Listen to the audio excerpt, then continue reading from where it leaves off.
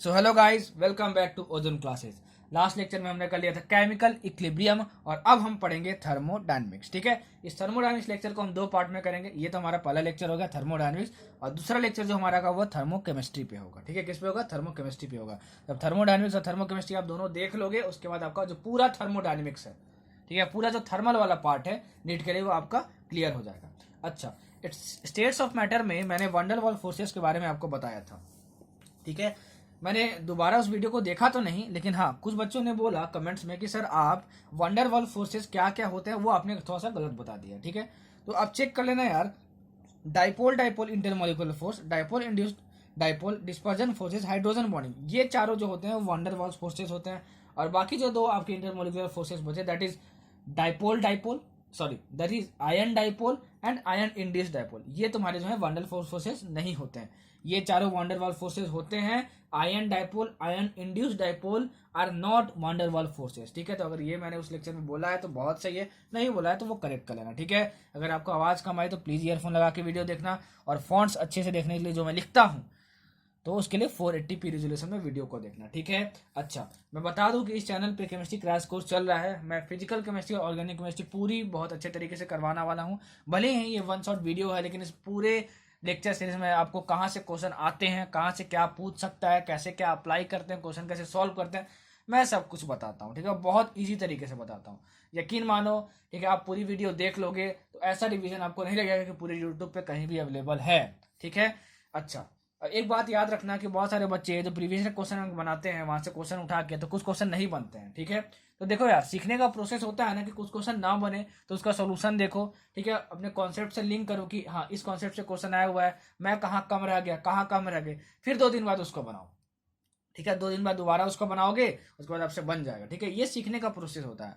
ठीक है, ये ऐसा नहीं होता कि भाई 10 क्वेश्चन उठाया और 10 बन जाएगा ना। हाँ, अगर पहले का पढ़े हुए हो, ठीक है, और काफी आपका तैयार है और इसको रिवीजन लेक्चर के तौर पे देख रहे हो, तब आपसे बनना चाहिए 10 में एटलीस्ट 9 बनना चाहिए आपसे।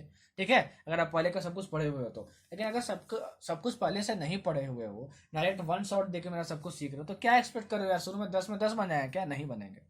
ठीक है, प्रैक्टिस करनी पड़ेगी यार। ठीक है, practice makes a man perfect. और एक बात याद रखना कि मैदान में हारा हुआ इंसान तब भी जीत सकता है, पर मन से हारा हुआ इंसान कभी भी नहीं जीत सकता। ठीक है, इसलिए मन को मत हारने दो, अपने मन को थोड़ा मजबूत रखो इस टाइम पे। ठीक है, कि मैं नीट निकाल लूंगा, मैं नीट निकाल लूंगी, मैं अच्छे से पढ़ाई करूंगी, कोई भी डिस्ट्रैक्शन में को बीच में नहीं आने दूंगी, अपना टाइम सिर्फ और सिर्फ पढ़ाई पे यूटिलाइज करूंगा। और अपनी खुद की स्ट्रेटजी बनाओ, खुद से खुद को एनालाइज करके खुद का 20 डेज प्लान बनाओ, ना कि किसी यूट्यूब के वीडियो को देख के। ठीक है, हाँ, उनके सजेशन के लिए देख सकते हो तो सजेशन के लिए भी बस एक ही वीडियो देखिए। ये नहीं महाराज के मतलब बैठ गए एकदम एकदम ये बढ़िया ईयरफोन लगा के, इधर चना अमृत रखा हुआ है उसको पी रहे हैं और 10 वीडियो लगातार देख लिया 20 डेज प्लान का।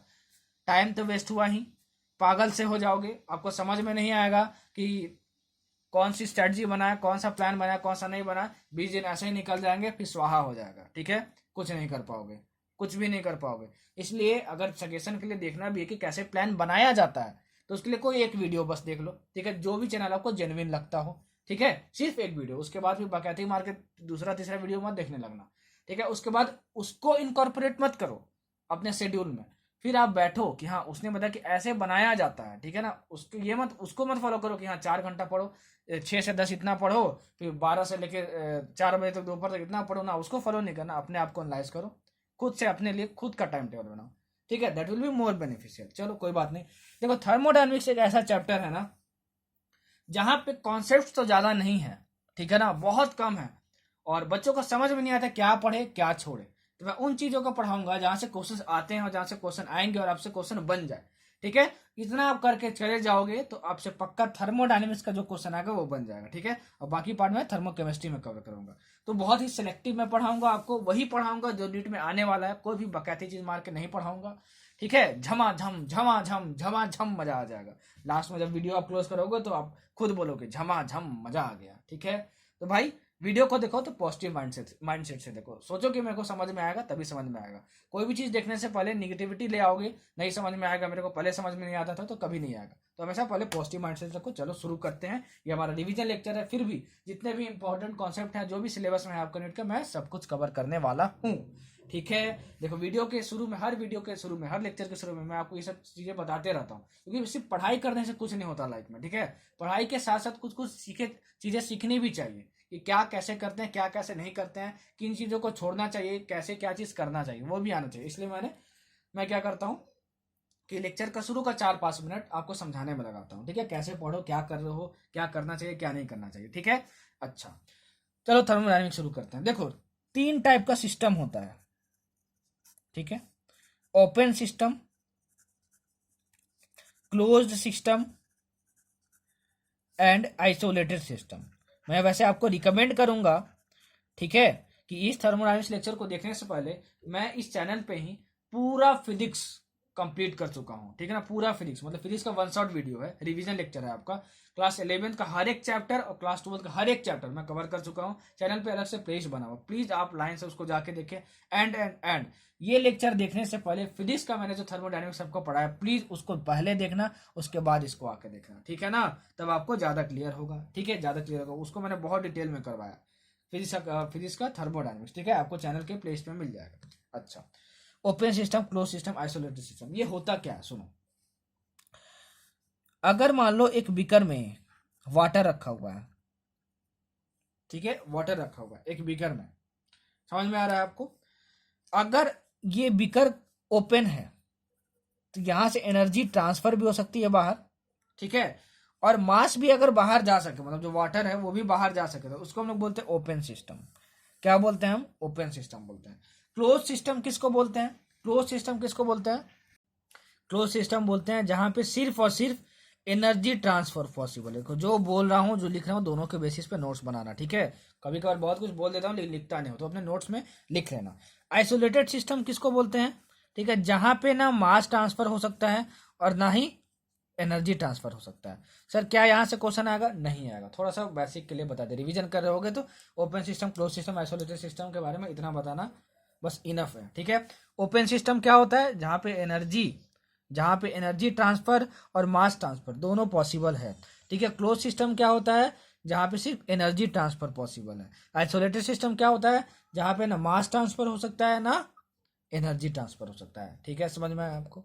अच्छा, अब देखो स्टेट फंक्शन, पूरा लेक्चर देख लेना, तब जाके आपका कॉन्सेप्ट बनेगा और तब जाके आपसे क्वेश्चन बनेंगे। ये नहीं कि भाई 10 मिनट देखे वीडियो को जज कर लिए ना, भाई देखो तो पूरा वीडियो देखो, ना देखो तो 1 भी मिनट मत देखो, ठीक है, कोई बात नहीं। पूरी वीडियो देखने के बाद अगर पसंद आए तो लाइक कर देना, ना पसंद आए तो डिसलाइक कर देना, वो आपकी मर्जी है, ठीक है। देखो स्टेट फंक्शन क्या होता है?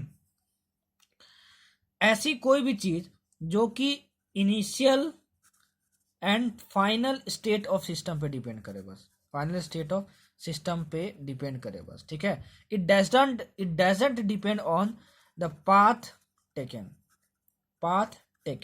ठीक है। और इसका जो एग्जांपल है वो क्या है तुम्हारे पास? एग्जांपल है वो तुम्हारे इंटरनल एनर्जी, ठीक है, प्रेशर, टेम्परेचर, वॉल्यूम, एक्सेट्रा, ठीक है। मतलब क्या मैं बोल रहा हूँ, अगर मान लो ये तुम्हारा पीवी ग्राफ है, ठीक है। मैं फिजिक्स क्रैश कोर्स में थर्मोडायनेमिक्स पढ़ा चुका हूँ, वो देखे हो तो बहुत अच्छी बात है, समझ में आएगी आपको ये वीडियो बहुत अच्छी तरीके से। नहीं देखो तो पहले प्लीज फिजिक्स क्रैश कोर्स का थर्मोडायनेमिक्स देख लेना, फिर ये देखना, ठीक है ना। अगर मान लो यहाँ टेम्परेचर 1 है T1 और यहाँ पे टेम्परेचर है T2, ठीक है ना। तो कोई भी चीज पहले T1 टेम्परेचर पे थी, अब T2 टेम्परेचर पे आ गए मान लो, ठीक है, T2 टेम्परेचर पे आ गए मान लो, ठीक है। तो ये इस पॉइंट पे कितना टेम्परेचर है, ठीक है ना, उस पे डिपेंड कर रही है। इस पॉइंट पे कितना टेम्परेचर है उस पे डिपेंड कर रही है। मान लो T1 से T2 तुम टेम्परेचर है पहले इस पाथ से ले आए, ये समझ में नहीं आ रहा है तो प्लीज थर्मोडायनेमिक्स का लेक्चर देख लेना, बार बार बोल रहा हूँ, ठीक है ना। नहीं तो आपको कुछ कुछ चीजें समझ में नहीं आएंगी। थर्मोडायनेमिक्स का क्रैश कोर्स का लेक्चर देख लेना फिजिक्स का, फिर ये देखना। अच्छा, मान लो T1 से T2 टेम्परेचर तुम इस पाथ से आए, तो इस पाथ पे डिपेंड नहीं करता है। अगर यहाँ T1 टेम्परेचर है तो चाहे इस पाथ से आओ, चाहे इस पाथ से आओ, चाहे इस पाथ से आओ, ठीक है, T2 टेम्परेचर यहाँ पर होगा, ठीक है। तो उसी को हम लोग बोलते हैं स्टेट फंक्शन। तो ये याद रखना, पूछा जाता है, इन्हीं चारों में से आपसे पूछा जाएगा कि बताओ internal energy, pressure, temperature, volume, ठीक है, ये स्टेट फंक्शन है कि नहीं है? तो स्टेट फंक्शन है। कोई 3 दिया रहेगा स्टेट फंक्शन और बोलेगा बताओ कौन सा स्टेट फंक्शन नहीं है, और आपको टिक मारना पड़ेगा। समझ में आया? ठीक है, समझ में आया। और एग्जांपल लिख लो इसका, एनाट्रॉपी ठीक है, enthalpy, enthalpy and Gibbs free energy. ठीक है, ये अभी आपको समझ में नहीं आएगा, मैं आगे जाके बताऊंगा क्या होता है ये सब। ठीक है ना, याद रखना। Gives free energy, entropy, enthalpy, internal energy, pressure, temperature, volume, ये सारे जो है स्टेट फंक्शन होते हैं, मतलब वो पाथ पे डिपेंड नहीं करते। तो सर पाथ पे भी कुछ डिपेंड करता है क्या? हाँ डिपेंड करता है। ठीक है, देखो यार थोड़ी मेरी गले में खराश है यार, ठीक है, इसलिए मैं थोड़ा धीरे बोल भी रहा हूँ, प्लीज ईयरफोन लगाओ, आपको आवाज क्लियर आएगी। देखो पाथ फंक्शन क्या होता है, पाथ फंक्शन होता है वर्क डन और हीट। क्या होता है? हीट, वर्क डन और हीट होता है। ये सब क्वेश्चन नहीं आएगा, मैं बस बेसिक्स बता रहा हूँ आपको, ठीक है ना, बस बेसिक्स बता रहा हूँ, यहाँ से कोई क्वेश्चन नहीं आएगा। आ सकता है तो यही आ सकता है स्टेट फंक्शन पे क्वेश्चन, ठीक है, बताओ कौन सा स्टेट फंक्शन है, कौन सा नहीं है। ठीक है, ये आ सकता है आपको, इस एग्जाम्पल से आप याद करना। पाथ फंक्शन क्या होता है? वर्क डन और हीट होता है। देखो जैसे पीवी ग्राफ है ना, तो पीवी ग्राफ का जो एरिया होता है, ठीक है, पीवी ग्राफ का जो एरिया होता है वो क्या देता है? वर्क डन देता है, ये एरिया। ठीक है, तो मान लो ये पाथ है तो ये एरिया होगा।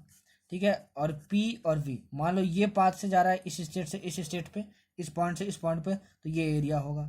ठीक है, तो देखो पाथ पे डिपेंड कर रहा है क्या? वर्क। ठीक है, क्या वर्क डिपेंड कर रहा है। ठीक है, उसी तरीके से हीट जो है वो भी पाथ फंक्शन होता है, मतलब work done and heat are the path function, but these are not path function, path function, these are point function and they are known as state function. ठीक है, समझ में आया आपको? यहाँ से कोई क्वेश्चन नहीं आएगा, स्लाइड से पूछ सकता है तो बस स्टेट फंक्शन के बारे में पूछ सकता है कि बताओ कौन सा स्टेट फंक्शन नहीं है। तो ये सारे एग्जांपल्स आप याद करके चले जाना। ठीक है, चलो अब बढ़ते हैं आगे। देखो जो जो क्वेश्चन आएगा, जहां से क्वेश्चन आएगा सब कुछ मैं बता दे रहा हूँ, वही वही याद करके जाना। ठीक है ना, क्योंकि थर्मोडायनेमिक्स है बहुत बड़ा चैप्टर।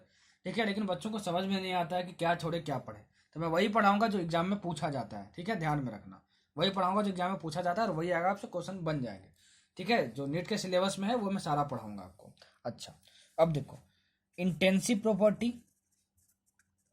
क्या होती हैं और एक्सटेंसिव प्रॉपर्टीज क्या होती हैं, बहुत इंपॉर्टेंट है ये। ठीक है, यहाँ से क्वेश्चन आएगा नेट में, मतलब आ सकता है नेट में। ठीक है ना, यहाँ से क्वेश्चन आ सकता है। क्वेश्चन क्या पूछेगा, देखो इंटेंसिव प्रॉपर्टी क्या होती है पहले वो समझ लो। Intensive properties are independent of mass, independent of मास।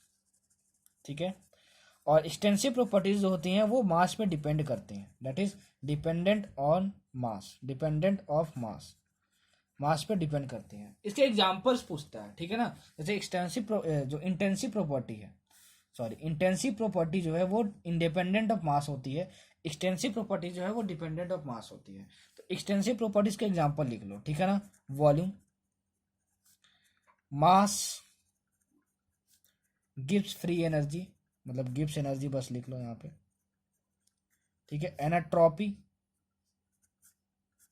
एनाट्रॉपी, ठीक है, इंथैल्पी, एंड एक और एग्जांपल लिख लो, हीट कैपेसिटी। ये सारी जो है वो क्या होती हैं? एक्सटेंसिव प्रॉपर्टीज होती हैं। आएगा क्या question, which of the following is extensive property, तो आप इसमें से कोई भी देखो ऑप्शन में टिक मार देना। ठीक है ना, समझ में आया आपको? अच्छा, इसका एग्जांपल याद कर लो, डेंसिटी, स्पेसिफिक हीट, देखो यहाँ पे हीट कैपेसिटी है और यहाँ पे क्या है? स्पेसिफिक हीट है। ठीक है, प्रेशर, प्रेशर, टेम्परेचर, टेम्परेचर, ठीक है, और पांचवा बॉइलिंग पॉइंट, मेल्टिंग पॉइंट। ठीक है ना, ये जितने भी चीजें हैं वो intensive property, that is they doesn't depend upon, they don't depend upon mass. ठीक है ना, और ये मास पे डिपेंड करती है। तो आपसे क्वेश्चन यहाँ से क्या पूछेगा, विच of the following is not extensive property, not extensive property. तो इसमें से जो भी होगा वो तो होगा एक्सटेंसिव प्रॉपर्टी, तो इसमें से कोई ना कोई ऑप्शन में होगा। ठीक है, आप टिक मार देना। ठीक है, यहाँ से क्वेश्चन यही पूछने वाला है, इंटेंसिव प्रॉपर्टी और एक्सटेंसिव प्रॉपर्टी से। मैंने बता दिया क्या होता है, क्वेश्चन कैसे फ्रेम होगा। ठीक है, क्वेश्चन कैसे फ्रेम होगा। ठीक, अब देखो अगर कोई भी दो एक्सटेंसिव प्रॉपर्टी को डिवाइड करो एक दूसरे से, ठीक है, मतलब दो भी कोई भी एक्सटेंसिव प्रॉपर्टी है, इनका रेशियो निकालो, कहने का मतलब रेशियो मतलब डिवाइड करो। जैसे मास बाई वॉल्यूम, देखो एक्सटेंसिव प्रॉपर्टी दो को लिए, मास बाई वॉल्यूम लिए, तो मास बाई वॉल्यूम क्या होता है हमारे पास? डेंसिटी होता है। ठीक है, तो ये जो होगा वो क्या होगा? एक्सटेंसिव इंटेंसिव प्रॉपर्टी हो जाएगा। क्या हो जाएगा? इंटेंसिव प्रॉपर्टी हो जाएगा। मतलब ये याद कर लो कि कोई भी दो एक्सटेंसिव प्रॉपर्टी उठाओगे, दोनों को डिवाइड कर दोगे, तो वो क्या बन जाएगा? इंटेंसिव प्रॉपर्टी बन जाएगा। तो ये स्टेटमेंट आपको दिया जाएगा, बताना पड़ेगा सही है कि गलत है। The ratio of two extensive property gives a intensive property, इसको याद रख लेना, ठीक है। जो जो जैसे जैसे याद रखना है मैं वैसे वैसे आपको बता दिया, ठीक है, जैसे जैसे मैं बता दिया। अब देखो टाइप्स ऑफ प्रोसेसेस, जैसे बता रहा हूं, ठीक है ना, वैसे आप पढ़ना। बार बार बोल रहा हूँ कि आप वैसे पढ़ते नहीं, हीरो बनते हो और बकैती मार के आ जाते हो एग्जाम में, फिर बोलते हो क्वेश्चन नहीं बना। तो मैं चाहता हूँ कि आपका नेट क्वालिफाई हो, ठीक है यार। थोड़ी आवाज़ आपको लग रहा होगा थोड़ा सा मैं थोड़ा एनर्जी लेस फील कर रहा हूँ, थोड़ा मुझे एक दो दिन से वीकनेस है थोड़ा, ठीक है, इसलिए मैं थोड़ा आज धीरे बोल रहा हूँ। मेरी तबीयत थोड़ी ठीक नहीं है, फिर भी मैं ये वीडियो बना रहा हूँ आप लोगों के लिए, ताकि बीच में गैप ना हो, ठीक है। थोड़ा सा कॉपरेट कर लेना यार, ठीक है। थोड़ा एनर्जी की कमी आपको दिख रही होगी इस वीडियो में। चलो टाइप्स ऑफ प्रोसेस, जैसे बता रहा हूँ वैसे पढ़ते जाना, ठीक है ना, जैसे पढ़ते जाना आप, ठीक है। वैसा पढ़ोगे और प्रीवियस क्वेश्चन में बना लोगे, ठीक है, तो अच्छे से कॉन्सेप्ट क्लियर हो जाएंगे आपसे। बार बार इसलिए बोलता हूँ क्योंकि ये सब बहुत इंपॉर्टेंट है, और यही चीज़ें आप नहीं करते हो, बकवास की चीज़ें सारे करते रहते हो, इसलिए आपसे कुछ नहीं बनता। देखो टाइप्स ऑफ प्रोसेस है, कभी भी क्वेश्चन में अगर मान लो आपको आइसोथर्मल प्रोसेस गिवन हो, कि कोई प्रोसेस क्या है, आइसोथर्मल है, तो समझ जाना कि जो टेम्परेचर है वो क्या है, कांस्टेंट है। क्या है, कांस्टेंट है। टेम्परेचर जो है क्या है, वो कांस्टेंट है, मतलब कि इनिशियल टेम्परेचर T1 है, फाइनल टेम्परेचर T2 है, और बोल दिया तुमसे क्या कि आइसोथर्मल प्रोसेस है, तो आप T1 इजिकल टू T2 बोल दोगे, ठीक है। सेकेंड, सेकेंड देखो isobaric process, isobaric process, isobaric process का मतलब होता है कि प्रेशर कांस्टेंट हुआ। क्या हुआ, प्रेशर कांस्टेंट हुआ। इनिशियल प्रेशर अगर P1 है, फाइनल प्रेशर P2 है, तो P1 is equal to P2 होगा। क्या होगा, P1 is equal to P2 होगा। तो आइसोबारिक कभी भी दिखे तो क्या बोल देना, क्या बोल देना कि प्रेशर क्या है, कांस्टेंट है। सबसे पहले ये पहचाना सीखना, कहीं भी ये वर्ड दिखेंगे तो सबसे पहले ये पहचाना सीख लेना, ठीक है ना। ये पहचान लोगे तो आधा काम तो आपका ऐसे ही हो जाएगा, ठीक। चलो third point, third point isochoric process, isochoric process. Isochoric process में क्या होगा, तुम्हारा वॉल्यूम कांस्टेंट होगा, वी कांस्टेंट होगा। आप फिजिक्स क्रैश कोर्स देखोगे तो सब मैं वहां पे बता चुका हूँ, वॉल्यूम कांस्टेंट होगा, ठीक है। अब वॉल्यूम कांस्टेंट मतलब क्या, initial volume V1 final volume V2 दोनों क्या होंगे, आपस में इक्वल होंगे, ठीक है ना। चौथा, ये बहुत इंपॉर्टेंट है, ये सबसे ज्यादा यूज होगा। अगर किसी भी क्वेश्चन में तुमको एडियाबैटिक प्रोसेस गिवन है, कि ये प्रोसेस जो है कैसा है, वो एडियाबैटिक है, कैसा एडियाबैटिक है, तो आप समझ जाना, समझ जाना कि जो Q की वैल्यू है वो जीरो है। मतलब क्या, no exchange of heat takes place. Q क्या है, तुम्हारा हीट है। No exchange of heat takes place, no exchange of heat takes place. जो बोल रहा हूँ, जो लिख रहा हूँ, दोनों के बेसिस पे नोट्स बना लेना, ठीक है। चलो बढ़ते हैं आगे, चलो आगे बढ़ो। अब देखो इंटरनल एनर्जी क्या होता है, ठीक। इंटरनल एनर्जी क्या होता है, देखो जितने भी इंटरनल एनर्जी, जितना भी एनर्जी वाला टर्म होता है ना, जहाँ भी एनर्जी लग गया वो समझ जाना कि कैसी प्रॉपर्टी होती है, एक्सटेंसिव प्रॉपर्टी होती है। ये पूछा जाता है कि बताओ जो इंटरनल एनर्जी है वो कौन सी प्रॉपर्टी, एक्सटेंसिव प्रॉपर्टी है कि इंटेंसिव प्रॉपर्टी। एक्सटेंसिव प्रॉपर्टी मतलब क्या, जो मास पे डिपेंड करे, ठीक है। किस पे डिपेंड करे, जो मास पे डिपेंड करे, ठीक है। तो इंटरनल जो एनर्जी होती है वो एक्सटेंसिव प्रॉपर्टी होती है, उसको हम लोग ई से डिनोट करते हैं। देखो जैसे बोला वैसे ही रिवाइज करना, ठीक है। हीरो बन के कुछ एक्स्ट्रा पढ़ने की कोशिश मत करना, ठीक है। इस पूरे लेक्चर को देख लेना, पूरा समझ में आ जाए, और यहाँ से आपको सब कुछ बन रहा है तो उसके बाद अगर कुछ एक्स्ट्रा चाहते हो तो वो पढ़ सकते हो, लेकिन इतना पढ़ के चल जाओगे तो थर्मोडायनेमिक्स से जो क्वेश्चन आएगा आपसे बन जाएगा, ठीक है ना। इसकी मैं गारंटी देता हूँ। नीट से, नीट का क्वेश्चन पेपर आप देकर आना, मैं इसी चैनल पे इसका सोल्यूशन भी आपको डाल दूंगा और बताऊंगा देखो ये कॉन्सेप्ट मैंने बताया था इस वीडियो में, और वहाँ से क्वेश्चन आया है, ठीक है। तो थोड़ा विश्वास के साथ देखो, जैसे बोला वैसे पढ़ाई करो, ठीक। इंटरनल एनर्जी को हम लोग ई से डिनोट करते हैं, ठीक है। फर्स्ट लॉ ऑफ थर्मोडायनेमिक्स क्या बोलता है, जो जो बोल रहा हूँ और जो लिख रहा हूँ दोनों के बीच में बनाना। फर्स्ट लॉ ऑफ थर्मोडायनेमिक्स क्या बोलता है कि del E is equal to Q plus W होता है। क्या होता है, del E is equal to Q plus W होता है। ये कि तुम्हारा क्या है, फर्स्ट लॉ ऑफ थर्मोडायनेमिक्स।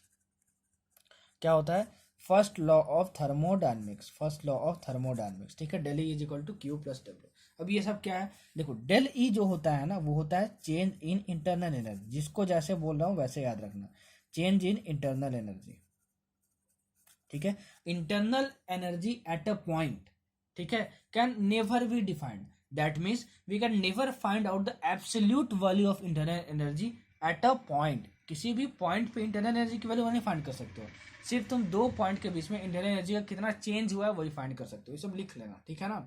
अच्छा, डेली क्या होता है, change in internal energy. Q क्या होता है तुम्हारा, हीट सप्लाइड और रिजेक्टेड। डब्ल्यू तुम्हारा क्या होता है, वर्क डन।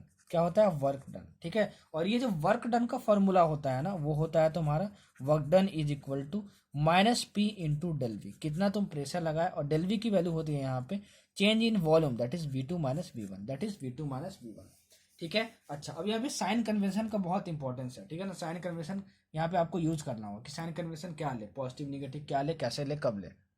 देखो, अगर मान लो तुम वर्क डन कर रहे हो टू द सिस्टम, मतलब जो तुम वर्क डन कर रहे हो वो सिस्टम के अंदर जा रहा है, ठीक है, या फिर जो तुम हीट सप्लाई कर रहे हो वो सिस्टम से बाहर नहीं सिस्टम के अंदर जा रहा है, मतलब heat supplies to the system, ठीक ना। तो ये जो तुम्हारा साइन कन्वेंशन होगा इस केस में तुम लोगे इसको पॉजिटिव। क्या लोगे तुम? पॉजिटिव, ठीक है ना, याद रखना, ठीक है। और अगर तुम work done by the system करो, मतलब क्वेश्चन में दिया हो कि work done by the system, मतलब सिस्टम के द्वारा वर्क डन किया जा रहा है, ठीक है ना। और अगर हीट रिजेक्ट किया जा रहा है, मतलब heat rejected by the system, heat rejected by the system, heat rejected by the system, मतलब सिस्टम से बाहर हीट जा रही है क्वेश्चन में गिवन हो, तो हीट की वैल्यू निगेटिव लेंगे। Work done by the system, system work done कर रहा हो तो क्या होगा, उसकी वैल्यू भी क्या लेंगे, निगेटिव लेंगे, ठीक है। मतलब work done to the system करेंगे और heat supply to the system करेंगे, ठीक है ना। यहाँ टू वर्ड लगा रहा है तो यहाँ पे क्या होगा, पॉजिटिव होगा। देखो पॉजिटिव होगा, ये प्लस है, ये भी प्लस की तरह है, तो ये भी पॉजिटिव होगा। याद रखने का तरीका बता रहा हूँ, ठीक है। Work done by the system और heat rejected by the system, by लगा हो तो निगेटिव हो। अरे भाई टू वाला याद हो गया कि पॉजिटिव होगा आपको, ठीक है। तो ये पॉजिटिव होगा तो बाकी दोनों क्या होंगे, निगेटिव होंगे, याद रखना, ठीक है। बहुत इंपॉर्टेंट, यहाँ से क्वेश्चन बहुत ज़्यादा पूछा जाता है नीट में, बहुत ज़्यादा क्वेश्चन पूछा जाता है और इतना सिंपल क्वेश्चन पूछा जाता है ना कि मतलब क्या बोलूँ, एकदम बच्चे की तरह। आप देख लेना प्रीवियस ईयर क्वेश्चन बना के, आपको डेली दिया रहेगा, क्यू रहेगा, दिया रहेगा, डब्ल्यू पूछेगा आपको, डब्ल्यू दिया रहेगा, क्यू दिया रहेगा आपसे, डब्ल्यू ई पूछेगा, डेल्टा ई पूछेगा आपसे, ठीक है। आपको डेल्टा ई दिया रहेगा, क्यू रहेगा, डब्ल्यू पूछेगा, डब्ल्यू दिया रहेगा, डेल ई रहेगा, क्यू पूछेगा आपसे। बस साइन कन्वेंशन का यहाँ पे ध्यान रखना होता है, ठीक है ना।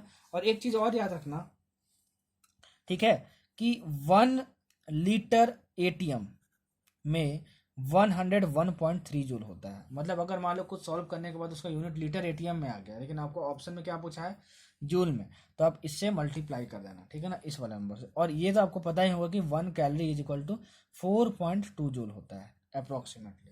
तो कैलोरी को कभी जूल में कन्वर्ट करना हो तो 4.2 से मल्टीप्लाई कर देना। ये दोनों कन्वर्जन ध्यान में रखना। अगर कभी भी क्वेश्चन में, ठीक है, इवाकुएटेड बल्ब टर्म यूज किया गया हो तो समझ जाना कि वैक्यूम की बात हो रही है, ठीक है, वैक्यूम की बात हो रही है।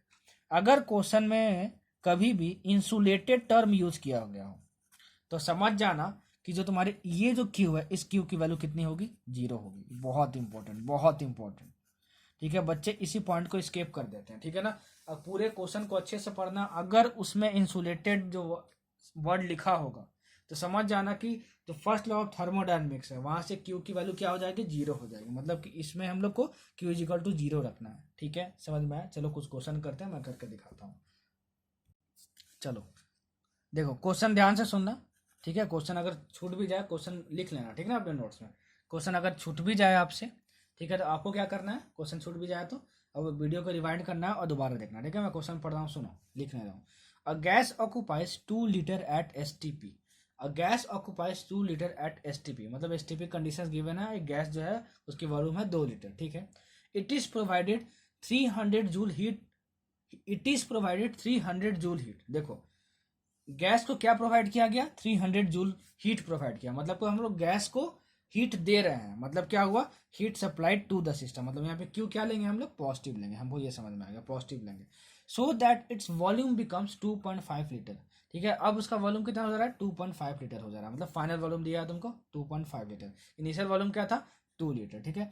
At 1 ATM, at 1 ATM change, calculate the change in internal energy. अरे हमको हीट भी दिया हुआ है, ठीक है, और हमको वॉल्यूम चेंज भी दिया हुआ है। तो इस इक्वेशन को हम लोग क्या लिख सकते हैं, del E is equal to Q plus, और डब्ल्यू डब्ल्यू की वैल्यू रखेंगे तो क्या आ जाएगा, माइनस पी डेल वी। हमको चेंज इन वॉल्यूम भी गिवन है, हमको प्रेशर भी गिवन है, हमको क्यू भी गिवन है, हमको तो डेल्टा ई फाइंड करना है। क्या हम निकाल सकते हैं, हाँ निकाल सकते हैं। Delta E is equal to Q, यहाँ पे क्यू पॉजिटिव रखेंगे तो निगेटिव रखेंगे। मैंने क्या बताया, it is provided 300 joule heat, मतलब हीट दिया जा रहा है सिस्टम को, गैस को दिया जा रहा है। मतलब कि जब दिया जाता है टू द सिस्टम हीट को तो वो पॉजिटिव लेते हैं, तो यहाँ पे 300 जूल प्लस, ठीक है, और ये फार्मूला लगाते हैं माइनस पी। पी मतलब तुम्हारा कितना हुआ, पी मतलब तुम्हारा कितना क्वेश्चन में गिवन है, 1 एटमोस्फियर दिया हुआ है। कितना दिया हुआ है तुमको, 1 एटमोस्फियर दिया हुआ, ठीक है। तो इसको क्या कर दिए, 300 जूल, ठीक है, और ये डब्ल्यू अलग से कैलकुलेट कर लेते हैं। W is equal to minus P, मतलब 1 इंटू डेल वी। फाइनल कितना है 2.5 लीटर है, माइनस तुम्हारा कितना हुआ 2.5 माइनस 2 हुआ तुम्हारा, ठीक है। तो ये तुम्हारा कितना आ गया माइनस 0.5, ठीक है ना। ये तुम्हारा एटीएम में था और ये लीटर में था, मतलब तुम्हारा क्या आ गया लीटर एटीएम में आ गया, ठीक है। अब ध्यान देना, यहाँ थोड़ा सा ध्यान रखना, थोड़ा ध्यान रखने वाली बात है। जब तुम ये लगाओगे del E is equal to Q plus W, ठीक है, del E is equal to Q plus W तुम लगाओगे, ठीक है। तो देखो क्यू तुम्हारा जूल में दिया हुआ है 300 जूल, माइनस ये तो तुम्हारा यूनिट आ गया लीटर एटीएम में, तो इसको माइनस मत कर देना। माइनस करोगे ऑप्शन में रहेगा, टिक मार दोगे, फिर मुंह बना के आ जाओगे कि सर गलत हो गया, ठीक है। लेकिन आप बोलोगे सर मैं तो लॉ सर का स्टूडेंट हूँ, मैं गलत कर ही नहीं सकता, तो मैं बोलूँगा वाह भाई क्या मेंटालिटी है, बहुत अच्छी, ऐसी ही पॉजिटिव माइंडसेट रखना है आपको, ठीक है। इस लीटर एटीएम को हम लोग यहाँ से जूल में कन्वर्ट कर सकते हैं, ठीक है। तो जूल में कन्वर्ट करने के लिए इसको 101.3 से मल्टीप्लाई कर देंगे, मतलब ये कितना आ जाएगा माइनस 0.5 इंटू 101.3, ठीक है ना।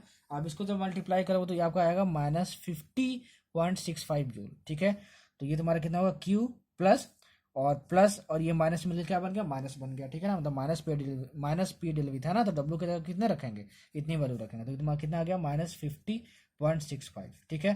और इसको माइनस कर देना तो आपको आंसर मिल जाएगा 249.35 जूल, ठीक है। तो तुम्हारा ये हो गया चेंज इन इंटरनल एनर्जी। तो ये फॉर्मूला लगाते समय ये ध्यान में आप रखना, ठीक है, कि साइन कन्वेंशन क्या यूज करना है, साइन कन्वेंशन क्या यूज रखना है, ठीक है। समझ में आया आपको।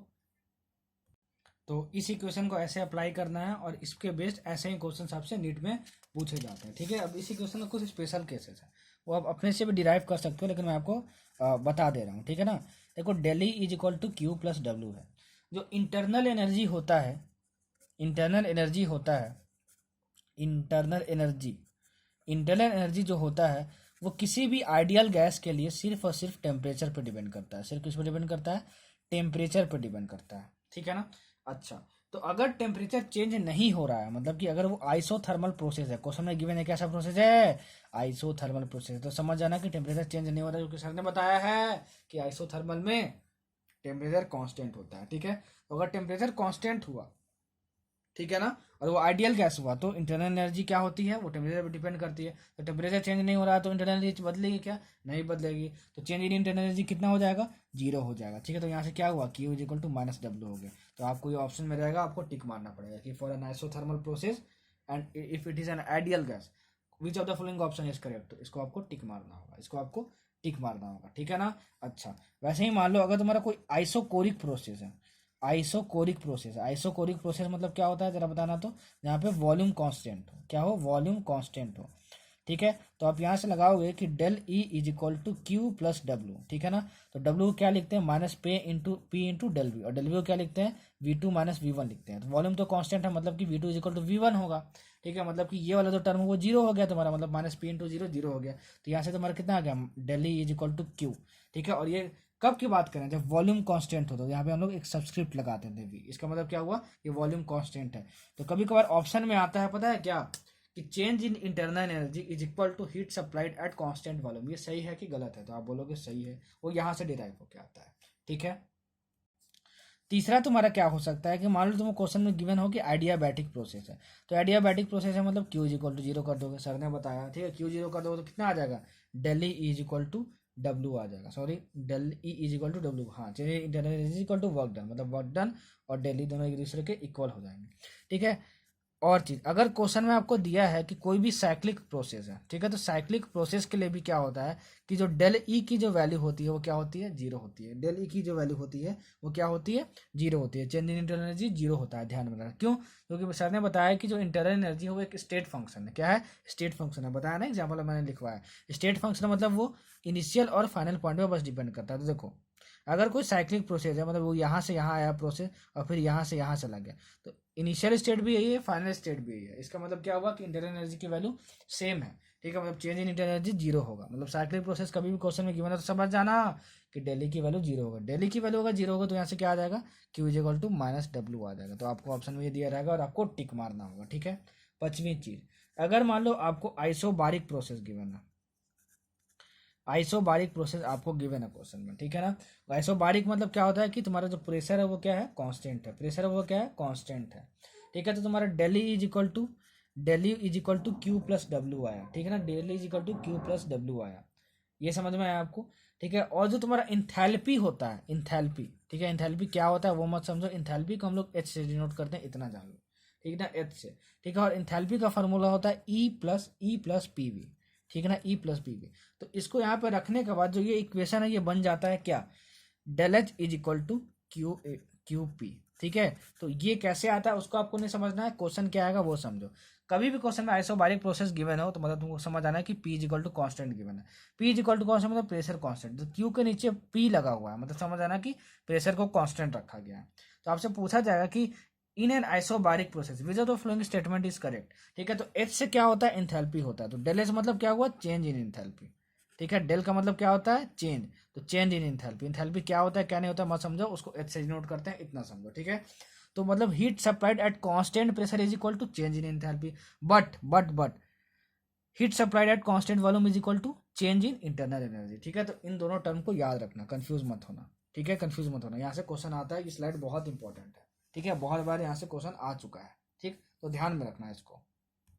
अब देखो, सर ने बताया कि इंथैल्पी को हम लोग एच से डिनोट करते हैं और उसकी वैल्यू होती है ई प्लस पी वी, ठीक है। अगर हम चेंज इन इंथैल्पी की बात करें तो यहाँ पे हम लोग इस फॉर्मूले को लिख सकते हैं, del H is equal to del E plus P del V, ठीक है, इंपॉर्टेंट है, ठीक है। यहाँ से एक्चुअली क्वेश्चन आता तो नहीं है वैसे, ठीक है, लेकिन आ गया तो आप कैसे बनाओगे, ठीक है, कैसे बनाओगे वो मैं आपको बताऊंगा, ठीक है। आपको क्या दिया रहेगा, चेंज इन वॉल्यूम दिया रहेगा, प्रेशर दिया रहेगा, चेंज इन इंटरनल एनर्जी दिया रहेगा, और आपसे क्या पूछेगा कि बताओ कि डेल एच की वैल्यू कितनी होगी, दैट इज, इसको चेंज इन इंथैल्पी बोलते हैं, ठीक है, that is change in enthalpy. तो आपको ये फाइंड करना रहेगा, डायरेक्ट क्वेश्चन आएगा, मैं आपको बता रहा हूँ, ठीक है। ज्यादा जो फॉर्म यूज होता है वो क्या होता है आपको बताता हूँ। इसी फॉर्म को आगे जाके हम लोग लिखते हैं, del H is equal to del E plus delta N G R T, delta N G R T, delta N G R T, delta N G R T, ठीक है। इस फॉर्म को याद रखना, यहाँ से बहुत ज्यादा क्वेश्चन पूछता है नीट में, ठीक है। इसलिए मैं क्या करने वाला हूँ कि एक दो क्वेश्चन इस कॉन्सेप्ट पे लेके आपको बताता हूँ कि इसको अप्लाई कैसे करेंगे, ठीक है। Delta H is equal to del E plus delta N G R T, याद रखना कि यहाँ डेल्टा एन जी क्या है, change in number of moles of only gaseous substance. तो केमिकल इक्विलिब्रियम में डेल्टा एन जी बताया था ना, वही डेल्टा एन जी ये है कि change in moles of only gaseous substance का आपको देखना है, ठीक है ना। जो गैसियस सब्सटेंस का नंबर ऑफ मोल्स चेंज हो रहा है वो होता है डेल्टा एन जी, ठीक है। इसमें मैं एक क्वेश्चन लेता हूँ, आपको बताता हूँ, ठीक है, कि क्वेश्चन कैसे आएगा आपको, ठीक। चलो एक क्वेश्चन लेता हूँ इस पर, ठीक है। चलो एक क्वेश्चन देखते हैं। आपको एक इक्वेशन दिया है CaCO3S, ठीक है, और दिया हुआ है CaO ये S प्लस CO2 गैस, ठीक है ना। और आपको टेम्परेचर दिया है कि ये 1000 केल्विन पे ये हम लोग रिएक्शन कर रहे हैं, ठीक है। और आपको इस रिएक्शन के लिए इंथैल्पी चेंज दिया है, इंथैल्पी चेंज मतलब क्या हुआ, डेल एच की वैल्यू आपको गिवन है, क्या गिवन है, 176 किलो जूल पर मोल, ठीक है, आपको गिवन है। यूनिट्स का हमेशा ध्यान में रखना, यूनिट्स का बहुत बड़ा खेल है, ठीक है ना, नहीं तो पगला जाओगे, क्या कर हो जाओगे, पगला जाओगे, ठीक है, मतलब पागल हो जाओगे, ठीक है, और आंसर नहीं आएगा आपका, उसको फिर छोड़ छाड़ के आ जाओगे नेट एग्जाम। तो ऐसा मत करना भाई, मैंने स्टेट्स ऑफ मैटर में यूनिट्स बहुत अच्छे से बताया, यूज करना कि आर कब क्या कहाँ पे रखेंगे, ठीक है ना, ध्यान में रखना। चलो, तो हमको क्या फाइंड करना है इसके लिए, calculate the change in internal energy. तो हमको पता है कि अगर चेंज इन इंथैल्पी दिया हुआ है और आपसे चेंज इन इंटरनल एनर्जी पूछ रहा है तो उसका तो सिर्फ एक ही रिलेशन होता है, वो क्या होता है, डेल्टा एच और डेल ई। देखो यहाँ पे दोबारा डेल्टा एच आपको दिया, डेल्टा ई आपसे पूछ रहा है, तो हम क्या करेंगे कि हम लोग पहले ये टर्म निकालने की कोशिश करते हैं। क्या डेल्टा एन जी निकाल सकते हैं क्या, डेल्टा एन जी क्या होता है, change in number of moles of only gaseous substance. तो ये गैस है, ठीक है, ये सॉलिड है, इसको नहीं लेना है, ये भी सॉलिड है, इसको नहीं लेना है। मतलब कि डेल्टा एन जी जब निकालेंगे तो 1 माइनस इधर कुछ भी नहीं, मतलब डेल्टा एन जी की वैल्यू कितनी आ गई, 1 आ गई। मैंने केमिकल इक्विलिब्रियम में सिखा दिया है कि डेल्टा एन जी कैसे निकालते हैं। तो डेल्टा एन जी की वैल्यू 1 आ गई, ठीक है। डेल्टा एच की वैल्यू मैं रखता हूँ, तो ये तुम्हारी कितनी होगी, 176, कितनी होगी, 176, ठीक है। ये किलो जूल पर मोल में, याद रखना, ठीक है। मैं ये अब अप्लाई कर रहा हूँ, ये वाला फॉर्मूला अप्लाई कर रहा हूँ, डेल्टा एच मतलब 176 और ये किलो जूल में है, is equal to delta E आपको निकालना है, ठीक है, प्लस डेल्टा एन जी मतलब कितना हो गया, 1 हो गया, इनटू पहले टी की वैल्यू रखते हैं, तो इसको केल्विन में रखना, हमेशा याद रखना 1000, टेम्परेचर हमेशा केल्विन में रखना है, ठीक है, 1000। और आर की वैल्यू क्या रखे, ये बहुत बड़ा टारगेट है, 0.082 रखे कि 8.314 रखे। स्टेट्स ऑफ मैटर मैंने बताया था, सिर्फ दो वैल्यू आर की याद रखना, 8.314 और एक वैल्यू क्या रखना, 0.082, ठीक है ना। 8.314 का आप यूनिट याद रखना, ठीक है ना, यूनिट क्या होता है 8.314 का, जूल पर मोल पर केल्विन, लिख लेना क्या होता है, जूल पर मोल पर केल्विन। तो यहाँ पे क्या कैसे डिसाइड करेंगे आर की वैल्यू कौन सा रखे, 8.314 रखे कि 0.082 रखे, ठीक है ना। तो 8.314 की यूनिट याद रखना आप, क्या होता है, जूल पर मोल पर केल्विन। ये आपको किस में दिया हुआ है, किलो जूल पर मोल में दिया हुआ है, ठीक है। तो 8.314 किस में की वैल्यू होती है, जूल में वैल्यू होती है, ठीक है ना। तो उस जूल को हम लोग किलो जूल में कैसे चेंज करेंगे, 10 का 1000 से डिवाइड करके, 1000 से डिवाइड करके, ठीक है ना। तो हमको अगर आर की वैल्यू रखनी होगी तो क्या रखेंगे हम लोग, इंटू 8.314 बाई 1000, ये हम लोग वैल्यू रखेंगे, ठीक है ना। देखो 1000 और 1000 कैंसिल हो जाएगा और डेल्टा ए की वैल्यू कितनी हो जाएगी, 176 माइनस 8.314, ठीक है ना। और तुमको डेल्टा ए की वैल्यू मिल जाएगी कौन से यूनिट में, किलो जूल में, ठीक है, क्योंकि तुमने इसको भी किलो जूल में कर दिया और आर की वैल्यू भी किलो जूल में कर दिया, तो तुमको आंसर मिल जाएगा, ठीक है। ऐसा बहुत सारा क्वेश्चन पूछता है, ठीक है, नेट में, ठीक है, बहुत सारा क्वेश्चन पूछता है। एक क्वेश्चन मैं और लेता हूँ आपको सिखाने के लिए। देखो क्वेश्चन में क्या आपको गिवन है, आपको एक रिएक्शन है N2 gas plus 3H2 gas, ठीक है, गिव्स 2NH3 गैस, ठीक है। इस रिएक्शन के लिए आपको डेल एस की वैल्यू गिवन है, ठीक है ना, वो दी है -92.38 किलो जूल, और ये कौन से टेम्परेचर पे किया जा रहा है, 298 केल्विन पे किया जा रहा है। आपसे पूछा है कि बताओ डेल्टा ई की वैल्यू कितनी होगी, ठीक है ना, डेल्टा ई की वैल्यू कितनी होगी आपसे पूछा। आप बोलोगे सर ये तो बहुत आसान है, आप ऐसा ही अभी बताया कि डेल्टा एच को और डेल्टा ई को कौन सा इक्वेशन डिनोट करता है, कौन सा कनेक्ट करता है इक्वेशन, ये delta N G R T. तो पहले डेल्टा एन जी निकाल लेते हैं इस इक्वेशन में, ठीक है ना। तो पहले ये गैस, ये भी गैस, ये भी गैस, तो डेल्टा एन जी आप निकालोगे तो तुम्हारे पास कितना आएगा, देखो डेल्टा एन जी निकालोगे तो कितना आएगा।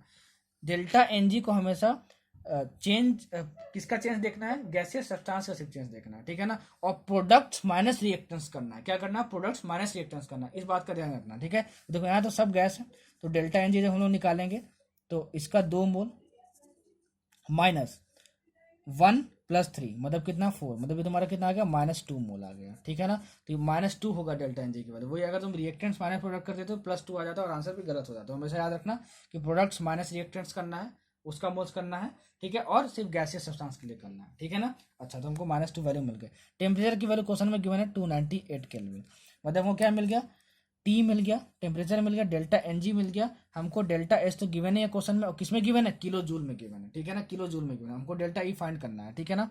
तो आर की वैल्यू क्या रखेंगे, ये बहुत बड़ा टारगेट है, आर की वैल्यू क्या रखेंगे, ठीक है, ये बहुत बड़ा टारगेट है।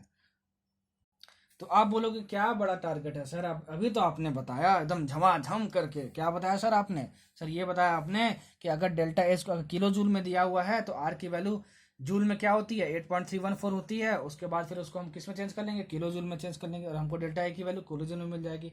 तो हम क्या लिखेंगे, आर की वैल्यू क्या लिखेंगे, आर की वैल्यू हम लोग लिखेंगे 8.314 बाई 1000, ठीक है ना। तो सबकी वैल्यू रख लेना और आंसर निकाल लेना। आपका जो डेल्टा ई की जो वैल्यू आएगी, ठीक है, जो आंसर आएगा आपका वो आएगा -87.425 किलो जूल, ठीक है ना, किलो जूल, ठीक है। आप आंसर चेक करना है कि आंसर आ रहा है कि नहीं, मैंने अप्रोच सिखा दिया कि कैसे निकालना है कैसे नहीं निकालना है। अब देखो आगे, work done in different processes. देखो ये सारी चीज़ें जो है ना, ठीक है, work done in different process सारा कुछ मैं पढ़ा चुका हूँ कहाँ पे, थर्मोडायनेमिक्स फिजिक्स क्रैश कोर्स में, ठीक है।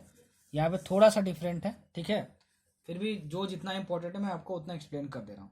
अगर देखो अलग अलग प्रोसेसेस में क्या क्या वर्क डन होते हैं, वर्क डन का बेसिक फार्मूला क्या होता है, -P/ΔV होता है, -P/ΔV होता है, याद रखना, ठीक है ना। फिजिक्स में क्या होता था, P/ΔV होता था, तो वहां से रिलेट मत कर देना। केमिस्ट्री में क्या होता है वर्क डन, -P/ΔV, ठीक है, -P/ΔV। अच्छा, अगर कभी भी क्वेश्चन में ये गिवन हो कि रिवर्सिबल आइसोथर्मल प्रोसेस, आइसोथर्मल मतलब क्या होता है, टेम्परेचर कांस्टेंट हो, तो उस केस में जो वर्क डन का फॉर्मूला होता है ना, वर्क डन का फॉर्मूला वो होता है हमारे पास -2.303 nRT, ठीक है, nRT लॉग, और बेस क्या है 10 है, V2/V1, ठीक है। अच्छा अब यहाँ पे आइसोथर्मल कांस्टेंट, आइसोथर्मल मतलब टेम्परेचर कांस्टेंट था, ठीक है। तो अगर आइडियल गैस की बात हो रही है, ठीक है, तो PV is equal to nRT, ठीक है। तो n तो constant, number of moles, R भी कांस्टेंट होता है, टेम्परेचर कांस्टेंट है, मतलब क्या हुआ, PV is equal to constant, ठीक है। तो मैंने बॉयल्स लॉ बताया था, ये बॉयल्स लॉ होता है, तो यहाँ से क्या हुआ P1V1 is equal to P2V2। तो यहाँ से V2/V1 निकालोगे तो क्या आ जाएगा, P1/P2 आ जाएगा। देखो यहाँ से V2/V1 लिखो, V2 ये V1 को साइड ले आओ और P2 को साइड ले आओ, तो तुम्हारा P1/P2 हो गया। मतलब टेम्परेचर कांस्टेंट होगा तो V2/V1 का जगह हम लोग P1/P2 भी लिख सकते हैं। तो V2/V1 कैसे हम लोग P1/P2 भी लिख सकते हैं, मतलब W is equal to -2.303 nRT log base to the 10, और ये तुम्हारा कितना हो गया P1/P2 हो गया, P1/P2 हो गया। अगर मान लो इसको ln के फॉर्म में लिखना हो तो हम लोग इसको ln के फॉर्म में लिखते हैं, W is equal to -nRT ln V2/V1, याद रखना, ठीक है। तो ऑप्शन में आपको बस टिक मारना रहेगा, ठीक है, कि बताओ कि रिवर्सिबल आइसोथर्मल प्रोसेस तो वर्क डन क्या होगा। तो ln में दिया होगा तो ऐसे टिक मार देना, ये हटा देना 2.303। अगर लॉग बेस 10 दिया हो तो यहाँ 2.303 मल्टीप्लाई होगा, V2/V1 होता है प्रेशर के फॉर्म में, P1/P2 होता है, बस टिक मारना होगा आपको, ठीक है ना। मुझे नहीं लगता कि आपको सॉल्व करने के लिए बोलेगा अभी तो सब कुछ दिया रहेगा, आपको वैल्यू रख के बस पुट करना होगा, ठीक है। समझ में आया आपको,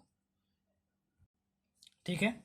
चलो इसके बेस एक क्वेश्चन आपको बताता हूँ, ठीक है ना, कैसा क्वेश्चन आ सकता है और कैसे आपको निकालना होगा, ठीक है। मैं क्वेश्चन पढ़ रहा हूँ, आप नोट बना के लिख लेना। सुनना क्वेश्चन क्या है। At 27 degree centigrade 1 mole of an ideal gas compressed isothermally and reversibly from a pressure of 2 atm to 10 atm, calculate del E, मतलब change in internal energy find करना है। क्वेश्चन को लिख लेना, ठीक है। तो कैसे पता चला कि ये हम फॉर्मूला लगाएंगे, ठीक है ना, ये फॉर्मूला लगाएंगे। सुनो, आपसे क्या पूछा हुआ है, डेल ई पूछा हुआ है, क्या पूछा हुआ है, डेल ई पूछा हुआ है, ठीक है। तो हमको पता है कि del E is equal to Q plus W होता है। क्या होता है, del E is equal to Q plus W होता है, हमको ये पता है, ठीक है। Del E is equal to Q plus W होता है, ठीक है। अच्छा, क्वेश्चन में क्या गिवन है आपको, ठीक है, क्वेश्चन में आपको क्या गिवन है कि आइडियल गैस है and compressed isothermally and reversibly, ठीक है। तो रिवर्सिबल प्रोसेस भी और आइसोथर्मल प्रोसेस भी, मतलब अगर हमको वर्क डन निकालना होगा तो हम लोग ये फॉर्मूला लगाएंगे। ये हमको समझ में आ गया इस वर्ड से, ठीक है। अच्छा, 1 mole of an ideal gas, तो 1 मोल मतलब एन की वैल्यू आपको कितने गिवन है, 1 गिवन है, 1 गिवन है, ठीक है ना। अच्छा, 27 डिग्री सेंटीग्रेड, ठीक है ना, आपको क्या है, आइसोथर्मली मतलब टेम्परेचर कांस्टेंट रहने वाला है। तो अगर टेम्परेचर कांस्टेंट रहने वाला है, ठीक है, तो आपके पास डेली की वैल्यू क्या होगी, जरा बताना तो, 0 होगी। डेली की वैल्यू कितनी होगी, 0 होगी। अरे सर ने बताया तो था कि आइसोथर्मल प्रोसेस में जहाँ टेम्परेचर कांस्टेंट हो वहां डेली की वैल्यू क्या हो जाती है, 0 हो जाती है। डेली की वैल्यू कितनी हो जाती है, 0 हो जाती है। Change in internal energy slide product के देखो, आइसोथर्मल प्रोसेस में डेली की वैल्यू कितनी होती है, 0 होती है। क्यों, क्योंकि internal energy is only a function of temperature for an ideal gas, ठीक है। अच्छा, अब सेकंड पार्ट में आपसे क्या पूछा है कि बताओ कि हीट कितना होगा, हीट की वैल्यू बतानी, हीट एनर्जी की वैल्यू बतानी है। तो हमको पता चल गया del U is equal to Q plus W होता है, फर्स्ट लॉ ऑफ थर्मोडायनेमिक्स से, जो कि हर जगह अप्लीकेबल है। और डेली की वैल्यू 0 आ गई, मतलब क्यू इज इक्वल टू क्या हो जाएगा, Q plus W is equal to 0, मतलब क्यू इज इक्वल टू कितना हो गया, माइनस डब्ल्यू हो गया। क्यू इज इक्वल टू कितना हो गया, माइनस डब्ल्यू हो गया, मतलब वर्क डन मिल गया तो क्यू मिल जाएगा, ठीक है, वर्क डन मिल गया तो क्यू मिल जाएगा। अच्छा, तो वर्क डन हम ऐसे निकाल देते हैं, क्योंकि हमको दिया है क्वेश्चन में कि आइसोथर्मली रिवर्सिबली, ठीक है। तो सुनो, आपको दिया हुआ है कि pressure of 2 ATM to 10 ATM तक ले गया, मतलब प्रेशर की बात हो रही है, मतलब हम लोग ये वाला फॉर्मूला लगाएंगे, ठीक है, ये वाला फॉर्मूला हम लोग लगाएंगे, ठीक है। तो इनिशियल प्रेशर कितना है, 2 एटीएम है, ठीक है। तो P1 की वैल्यू 2 हो गया, P2 मतलब फाइनल कितना है, प्रेशर 10, तो यहाँ पे 10 रख देंगे, ठीक है। एन की वैल्यू पता ही चल गई 1, आर की वैल्यू यूनिवर्सल गैस कांस्टेंट पता ही होता है, टेम्परेचर कितना कांस्टेंट है 27 डिग्री सेंटीग्रेड। यहाँ 27 मत रख देना, यहाँ कितना रखना, केल्विन में रखना, 27 प्लस 273 दैट इज 300, ठीक है। फिर आप उसको सॉल्व करना, ठीक है, क्या करना, सॉल्व करना। और जब आप सॉल्व करोगे, ठीक है ना, तो इसकी जो वैल्यू है, ठीक है, डब्ल्यू की जो वैल्यू है, ठीक है, डब्ल्यू की वैल्यू, ये इक्वेशन अप्लाई करके, ठीक है, आपके पास आ जाएगी, पता है कितनी, 965.87 कैलोरी आ जाएगी, ठीक है ना, कैलोरी आ जाएगी। तो तुमको जब क्यू की वैल्यू फाइंड करना होगा तो उसको माइनस ऑफ डब्ल्यू कर दो, तो कितना हो जाएगा आंसर, माइनस 965.87 कैलोरी। क्वेश्चन को कैसे अप्रोच करना है, कैसे समझना है कि क्या कैसे लगाएंगे, वो मैंने आपको बता दिया, ठीक है ना, बता दिया। 2 वैल्यू आप याद रखना कि लॉग बेस 10 अगर हो, ठीक है ना, और 2 हो वहां पर हो, उसकी वैल्यू याद रखना, आप देख लेना, ठीक है, नेट पे सर्च करके क्या होती है। और एक लॉग उसका बेस अगर 10 हो और 5 हो, मतलब कि लॉग 5 की वैल्यू आप याद कर लेना, लॉग 5 की वैल्यू आप याद कर लेना, लॉग 2 की वैल्यू याद रखना, और ln 2 की वैल्यू याद रखना, और ln 5 की वैल्यू याद रखना। नेट पे सर्च करना और ये चारों वैल्यू आप याद कर लेना, क्योंकि कभी भी अगर क्वेश्चन आता है इसके बेस पे तो डायरेक्ट आएगा, सब कुछ गिवन है, लेकिन आप लॉग सॉल्व नहीं कर पाओगे। तो ये चारों जो वैल्यू है आप याद करके रखना, ठीक है ना, याद करके रखना। चलो, अगर मान लो कभी भी क्वेश्चन में आपको दिया गया हो कि कोई भी प्रोसेस को हम लोग क्लोज वेजल में कर रहे हैं, तो आप जरा सा बताओ कि अगर किसी भी प्रोसेस हम लोग क्लोज वेजल में कर रहे हैं, मतलब ये पैक्ड है पूरा, तो इसका वॉल्यूम चेंज होगा क्या, नहीं चेंज होगा। मतलब कि initial volume is equal to final volume होगा, मतलब क्या हुआ, वॉल्यूम कांस्टेंट हुआ, मतलब क्या हुआ, वॉल्यूम कांस्टेंट हुआ। अगर वॉल्यूम कांस्टेंट हुआ तो वर्क डन का बेसिक फार्मूला होता है minus P into del V. तो वॉल्यूम कांस्टेंट हुआ मतलब चेंज इन वॉल्यूम जीरो, मतलब minus P into zero zero, मतलब work done in a close vessel is zero. याद रखना, बहुत इंपॉर्टेंट है, बहुत इंपॉर्टेंट है, बहुत इंपॉर्टेंट है, ठीक है। अगर मान लो आपको कभी भी दिया रहे कि फ्री एक्सपेंशन हो रहा है,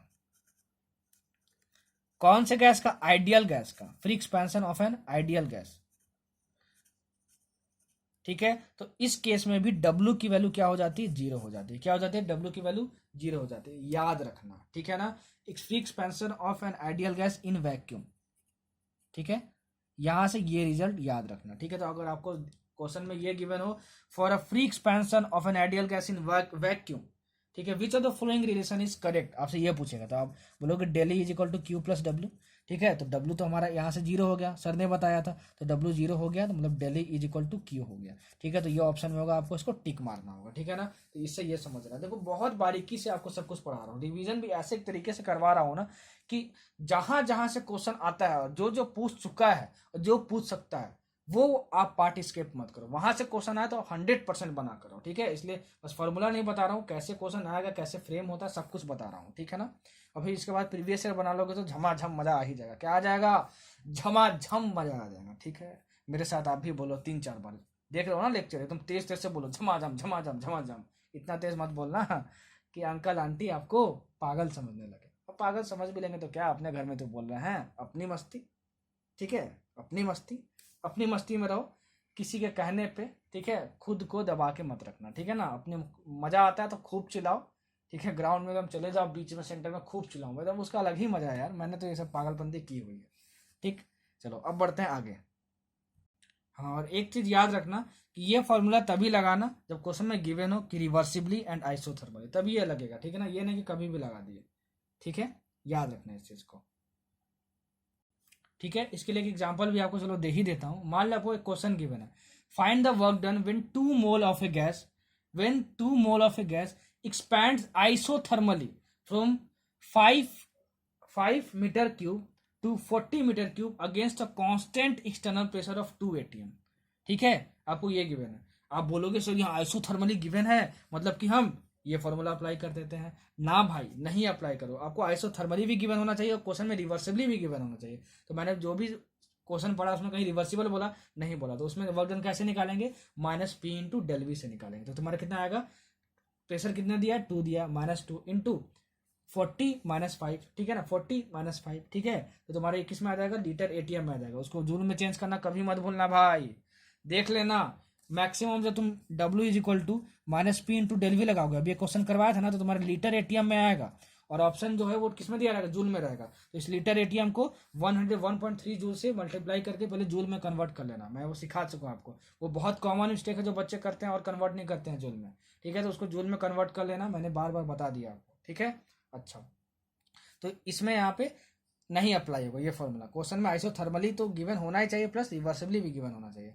अगर इसी फॉर्मूले में मान लो तुमको ये दिया रहता है कि ये आइसोथर्मल प्रोसेस भी है और रिवर्सिबल प्रोसेस भी है, तब तुम क्या फॉर्मूला अप्लाई करते? ये वाला फॉर्मूला अप्लाई करते हैं। और यहाँ पे तुमको क्या दिया हुआ है? वॉल्यूम चेंज दिया हुआ है। V1 दिया है तुम्हारे पास 5 मीटर क्यूब, V2 दिया हुआ है तुम्हारे पास 40 मीटर क्यूब। तो V2/V1 मतलब ये वाला फॉर्म हम लोग यूज करते हैं और निकाल लेते हैं, ठीक।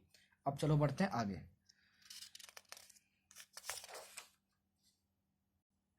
अब देखो एनाट्रॉपी, क्या पढ़ेंगे? एनाट्रॉपी बहुत इंपॉर्टेंट है और यहाँ से भी बहुत सारे क्वेश्चंस आते हैं नीट में, ठीक है।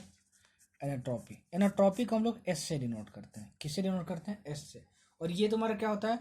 Degree of randomness, degree of randomness, ठीक है। मतलब समझो, मान लो तुम्हारे पास एक बॉक्स है, इसमें तुम्हारे पास बहुत सारे पार्टिकल्स रखे हुए हैं, ठीक है, पार्टिकल्स रखे हुए हैं। कितने अजीब तरीके से, मतलब कितने बिखरे हुए ये पार्टिकल्स इस बॉक्स में है, ठीक है, वो कहलाता है रैंडमनेस।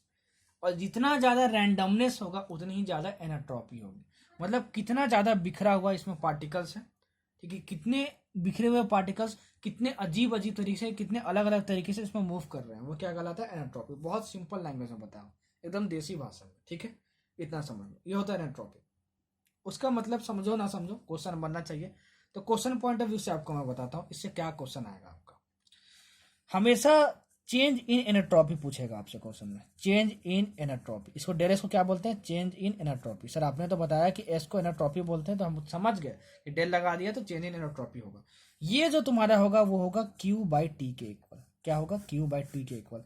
यहाँ ध्यान रखना कि टेम्परेचर को तुमको हमेशा केल्विन में रखना है। क्या रखना है, इसको केल्विन में रखना है। क्या रखना है, केल्विन में। बच्चे गलती कर देते हैं यहाँ पे, ठीक है, टेम्परेचर केल्विन में होगा। और क्यू जो होगा उसको साइन के साथ रखना। अगर heat supply to the system हो रहा है तो क्यू पॉजिटिव होगा, अगर heat supply by the heat rejected by the system हो रहा है तो वो निगेटिव होगा, ठीक है, ध्यान में रखना, ठीक है ना। तो इसको साइन कन्वेंशन के साथ रखना। तो बच्चे वही गलती करते हैं, इसलिए मैंने आपको बता दिया। और ये फॉर्मूला सिर्फ और सिर्फ रिवर्सिबल प्रोसेस के लिए ही अप्लाइड है। तो क्वेश्चन में अगर रिवर्सिबल प्रोसेस गिवन हो तभी change in entropy Q by T लगा के करना, ठीक है ना। अगर ना गिवन हो तो तब भी ये फॉर्मूला लगा देना, क्योंकि आपके सिलेबस में इतना ही है बस। आगे में जाके अगर आप इंजीनियरिंग करते हो, सॉरी है, आप तो नीट के स्टूडेंट हो, आप इंजीनियरिंग क्यों करोगे, मतलब कोई इंजीनियरिंग का बंदा है वो बाद में जाके पढ़ता है कि रिवर्सिबल और इरिवर्सिबल प्रोसेस में डेलेस का फॉर्मूला क्या क्या हो जाता है, क्या क्या नहीं हो जाता है। तो क्वेश्चन में रिवर्सिबल प्रोसेस गिवन हो या ना गिवन हो, नीट पॉइंट ऑफ व्यू से ये फॉर्मूला लगा देना चेंज इन एनट्रॉपी लगाने का, ठीक है। चेंज इन एनट्रॉपी ऐसे हम निकालते हैं, चेंज इन एनट्रॉपी ऐसे निकालते हैं, delta S is equal to Q by T करके। आपको टी भी दिया रहेगा, इसको केल्विन में रखना, क्यू दिया रहेगा उसको साइन के साथ रखना, ठीक। अब देखो एनट्रॉपी जो होता है वो क्या होता है, एक एक्सटेंसिव प्रॉपर्टी होता है, सर ने बता दिया था, ठीक है ना, एक्सटेंसिव प्रॉपर्टी। और तो और ये स्टेट फंक्शन होता है। स्टेट फंक्शन मतलब क्या होता है, सर ने बताया था कि ये पाथ पे डिपेंड नहीं करता है, ये इनिशियल और फाइनल स्टेट पे डिपेंड करता है। इसका मतलब क्या हुआ कि अगर कोई भी साइक्लिक प्रोसेस हुआ, साइक्लिक प्रोसेस मतलब क्या होता है, इनिशियल और फाइनल पॉइंट उसका सेम हो। तो सर ने क्या बताया कि स्टेट फंक्शन मतलब क्या होता है, इनिशियल और फाइनल पॉइंट पे सब बस डिपेंड करता है। तो अगर एंट्रोपी एक स्टेट फंक्शन है, इसका मतलब क्या हुआ कि इनिशियल, अगर एक साइक्लिक प्रोसेस होगा मतलब क्या, इनिशियल फाइनल पॉइंट दोनों का सेम हुआ, मतलब डेल्टा एस की वैल्यू 0 होगी एक साइक्लिक प्रोसेस के लिए। लिख लेना, ठीक है, मैं लिख नहीं रहा हूँ यहाँ पे, जो जो बोलता हूँ, जो लिखता हूँ, दोनों के बेसिस पर नोट्स बनाना। अगर कोई भी केमिकल रिएक्शन है, मान लो कोई भी केमिकल रिएक्शन है मान लो, उसके लिए आपको डेल्टा एस की वैल्यू फाइंड करनी है। तो कैसे करेंगे, सुनना। मान लो तुम्हारे पास A plus B gives C plus D है, इसका एनाट्रॉपी आपको गिवन है, इसका एनाट्रॉपी गिवन है, इसका एनाट्रॉपी गिवन है, इसका एनाट्रॉपी गिवन है, ठीक है ना। एस से मतलब क्या होता है, एनाट्रॉपी गिवन होता है, ठीक है। तो एनाट्रॉपी हम कैसे निकालेंगे, S D plus S C minus S B plus S A. मतलब क्या हुआ, ठीक है, entropy of D plus entropy of C plus entropy of A plus entropy of B, ठीक है। तो तुमको मिल जाएगा delta S of chemical reaction, change in entropy of chemical reaction, ठीक है ना। मतलब क्या करेंगे कि change in entropy of products minus change in entropy of reactors. यहाँ से कभी क्वेश्चन ना आया है ना कभी क्वेश्चन आएगा, जहां से आएगा मैंने बता दिया क्या क्या दिया रहेगा, क्या क्या आपको निकालना होगा, ठीक है। अब देखो एक बहुत अच्छा फॉर्मूला जहां से आजकल बहुत सारे क्वेश्चन आ रहे हैं, एनाट्रॉपी चेंज फॉर अ प्रोसेस, ठीक है। इसके दो फॉर्मूले होते हैं, ठीक है, और दो फॉर्मूले आपको याद रखने हैं, ठीक है ना। दोनों फॉर्मूले याद रखते हैं। Delta S is equal to N C B, ठीक है, N C B L N T two by T one plus N R L N V two by V one, ठीक है। एक डेल्टा एस का और फॉर्मूला होता है, वो होता है N C P L N T two by T one, ठीक है, plus N R L N P two by P one. ये दोनों फॉर्मूले को एकदम याद कर लेना है, पूरा रट लेना है। आजकल यहाँ से बहुत सारे क्वेश्चन आ रहे हैं, क्या आ रहे हैं, delta S equal to N C V L N T two by T one plus N R L N V two by V one. और यहाँ से क्या आ रहा है, N C P L N T two by T one plus N R P two by P N R P one by P two, sorry N R P one by P two, N R P one by P two, यहाँ पे P one by P two होगा। तो देखो यहां से question कैसे आएगा, आपको क्वेश्चन में आएगा ना कि कोई भी एक गैस था, उसका वॉल्यूम V1 था, वॉल्यूम V2 हो गया, उसका टेम्परेचर T1 था, T2 हो गया। तो बताओ डेल्टा एस के लिए कौन सा एक्सप्रेशन सही है। तो आपको एक्सप्रेशन दिया रहेगा, आपको टिक मारना होगा, ये जहां दिखे उसको टिक मार देना। आपको क्या दिया रहेगा, प्रेशर क्या था, P1 था, प्रेशर P2 हो गया किसी भी गैस का, T1 प्रेशर था, T2 हो गया। तो बताओ चेंज इन एंट्रोपी का क्या फॉर्मूला होगा, ये ऑप्शन में होगा, आपको टिक मारना होगा, ठीक है। अब इसमें कुछ स्पेशल केसेस भी हैं, देखो इसमें कुछ स्पेशल केसेस भी हैं। मान लो आपको दिया है, देखो ये दोनों फॉर्मूले किसके लिए एप्लीकेबल है, आइडियल गैस के लिए एप्लीकेबल है, लिख लेना, ठीक है ना। अगर आपको मान लो दिया होगा क्वेश्चन में कि आइसोथर्मल प्रोसेस है, ठीक है, आइसोथर्मल प्रोसेस है, तो बताओ कौन सा जो ऑप्शन है वो सही है। तो आइसोथर्मल प्रोसेस के लिए क्या होता है, T1 is equal to T2 हो जाता है। क्या हो जाता है, T1 is equal to T2 हो जाता है। ठीक है, तो इस फॉर्मूले को मैं देखूंगा तो देखो T1 is equal to T2 हो जाएगा, तो ये और ये कट जाएगा, तो ln1 की वैल्यू तुम्हारे पास क्या होती है, ln1 की वैल्यू तुम्हारे पास होती है 0। याद कर लो, नहीं पता है तो ln1 की वैल्यू होती है तुम्हारे पास 0। तो ये वाला जो पूरा टर्म है वो 0 हो जाएगा, और आपके पास बस क्या बचेगा, delta S is equal to N R L N V2/V1 ठीक है ना। और अगर टेम्परेचर कांस्टेंट है तो अभी मैंने बताया था कि PV is equal to constant, Boyle's law applicable होता है आइडियल गैस के लिए। तो यहाँ से आप P1/P2 is equal to V2/V1 लिख सकते हो। अभी मैंने थोड़ी देर पहले लिखना ही आपको सिखाया। तो यहाँ V2/V1 की जगह आप P1/P2 भी लिख सकते हो। समझ में आया आपको, समझ में आया। और इस ln को अगर हमको किसमें लॉग में चेंज करना हो तो मैंने क्या बताया था कि आप 2.303 से मल्टीप्लाई कर देना, मतलब क्या हुआ, delta S equal to 2.303 NR।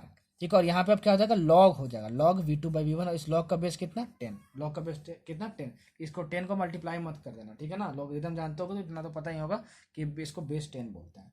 समझ में आया। अगर मान लो कोई आइसोकोरिक प्रोसेस हुआ, आइसोकोरिक प्रोसेस, तो आइसोकोरिक प्रोसेस मतलब क्या होता है कि वॉल्यूम कांस्टेंट हो, that is V2 is equal to V1। तो अगर वॉल्यूम कांस्टेंट हुआ तो इस फॉर्मूले को देखो, V2/V1 ये तुम्हारा कितना हो जाएगा 1, तो ln1 मतलब कितना 0। ठीक है, ln1 मतलब कितना 0, मतलब ये पूरा टर्म कितना हो गया 0, मतलब डेल्टा एस की वैल्यू कितने हो गए NCV ln T2/T1। तो आपसे स्पेशल केसेस भी पूछ सकता है कि बताओ आइसोथर्मल प्रोसेस है तो मतलब डेल्टा एस का एक्सप्रेशन कौन सा सही है।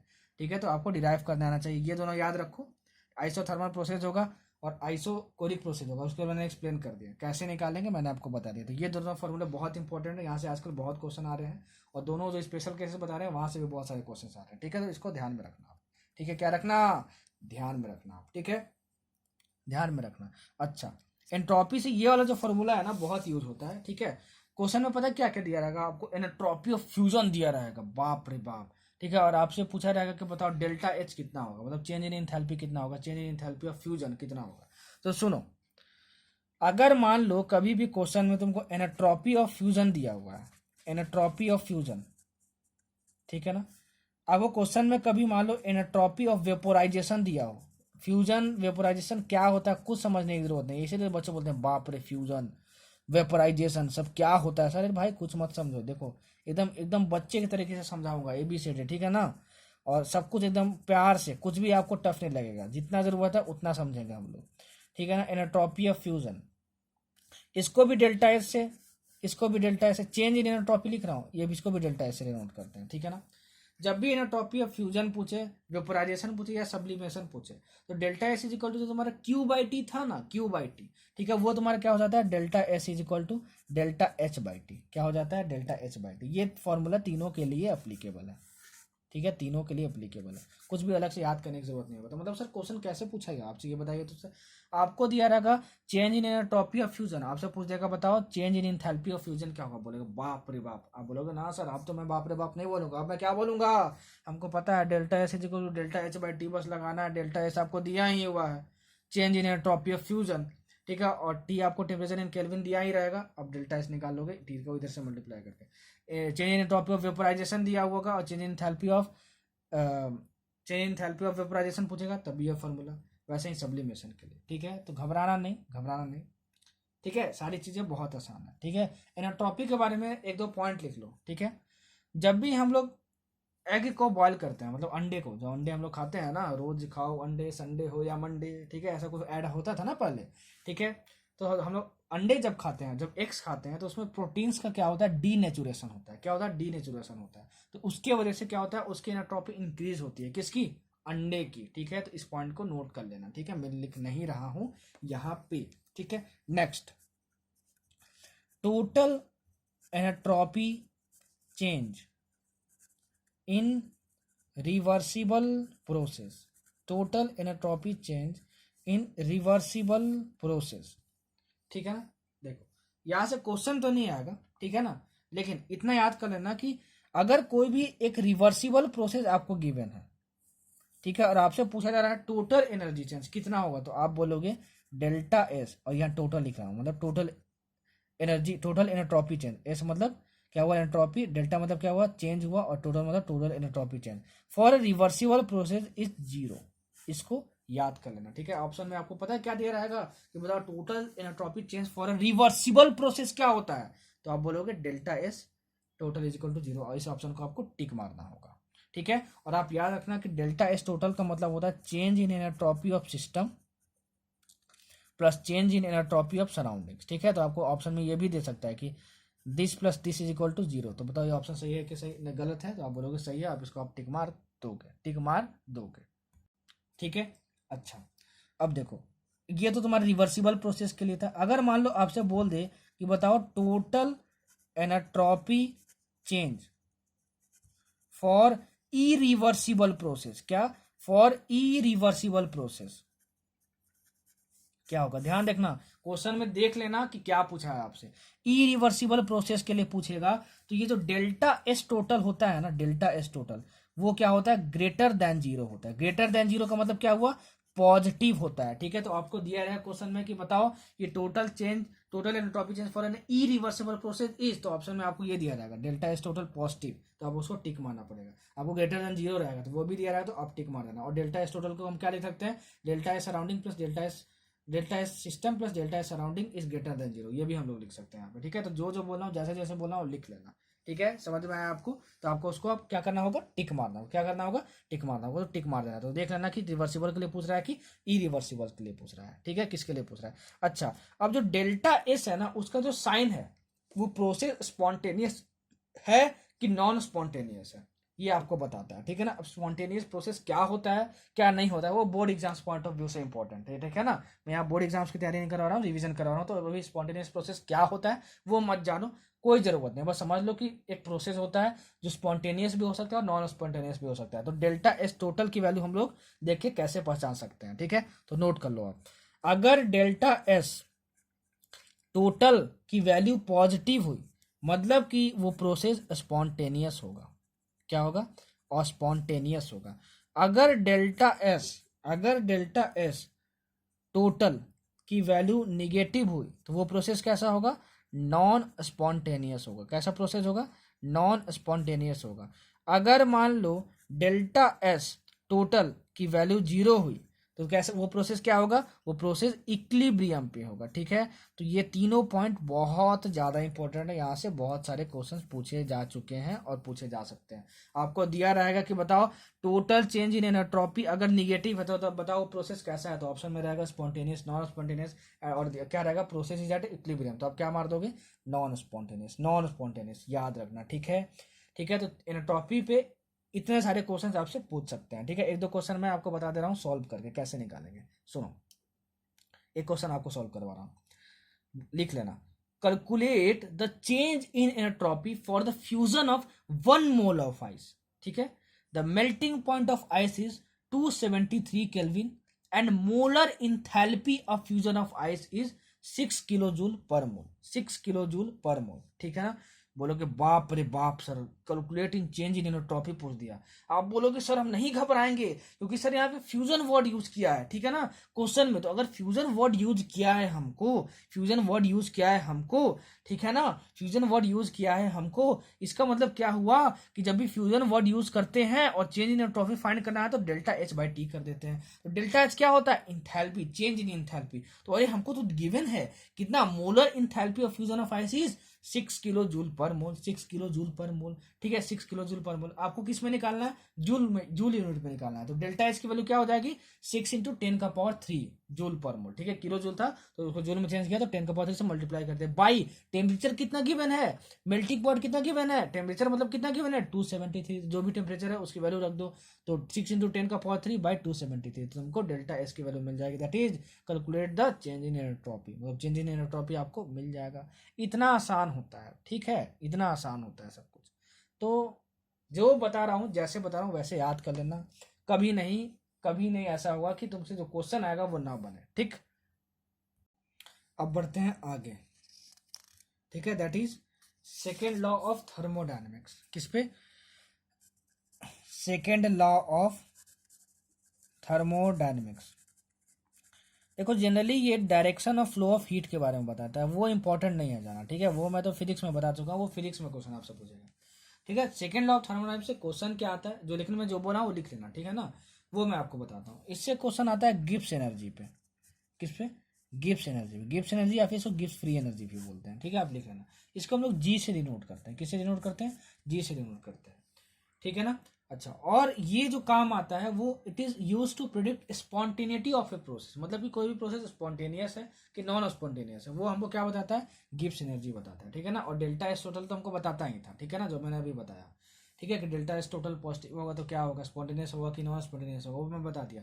डेल्टा जी से भी आप पता कर सकते हो, ठीक है ना, डेल्टा जी से भी पता कर सकते हो आप, ठीक है। जो गिब्स एनर्जी है वो क्या होता है? एक्सटेंसिव प्रॉपर्टी होता है। क्या होता है? एक्सटेंसिव प्रॉपर्टी, मतलब dependent of mass, extensive property होता है। मैंने बताया कि एनर्जी जो भी होगा टर्म वो मास पे डिपेंडेंट होगा। और एक स्टेट फंक्शन होता है। स्टेट फंक्शन मतलब क्या हुआ कि वो इनिशियल और फाइनल पॉइंट पर डिपेंड करता है। मतलब इस केस में भी क्या होगा, for a cyclic process Gibbs free energy मतलब डेल्टा जी क्या हो जाएगा? जीरो हो जाएगा, ठीक है। जो डेल्टा जी का फॉर्मूला होता है ना, वो होता है delta G is equal to delta H minus T delta S, ठीक है। और इस फॉर्मूले पे क्वेश्चन बहुत आते हैं, ठीक है, और बहुत इजी आते हैं। आपको क्वेश्चन में चेंज इन इंथैल्पी दिया रहेगा, that is delta H, change in entropy दिया रहेगा, दैट इज डेल्टा एस, और यहाँ पे टी किस में रखना है? केल्विन में रखना है। याद रखना बच्चे ये गलती कर देते हैं, डिग्री सेंटीग्रेड में होता है, उसी को यहाँ पर रख देते हैं, ठीक है।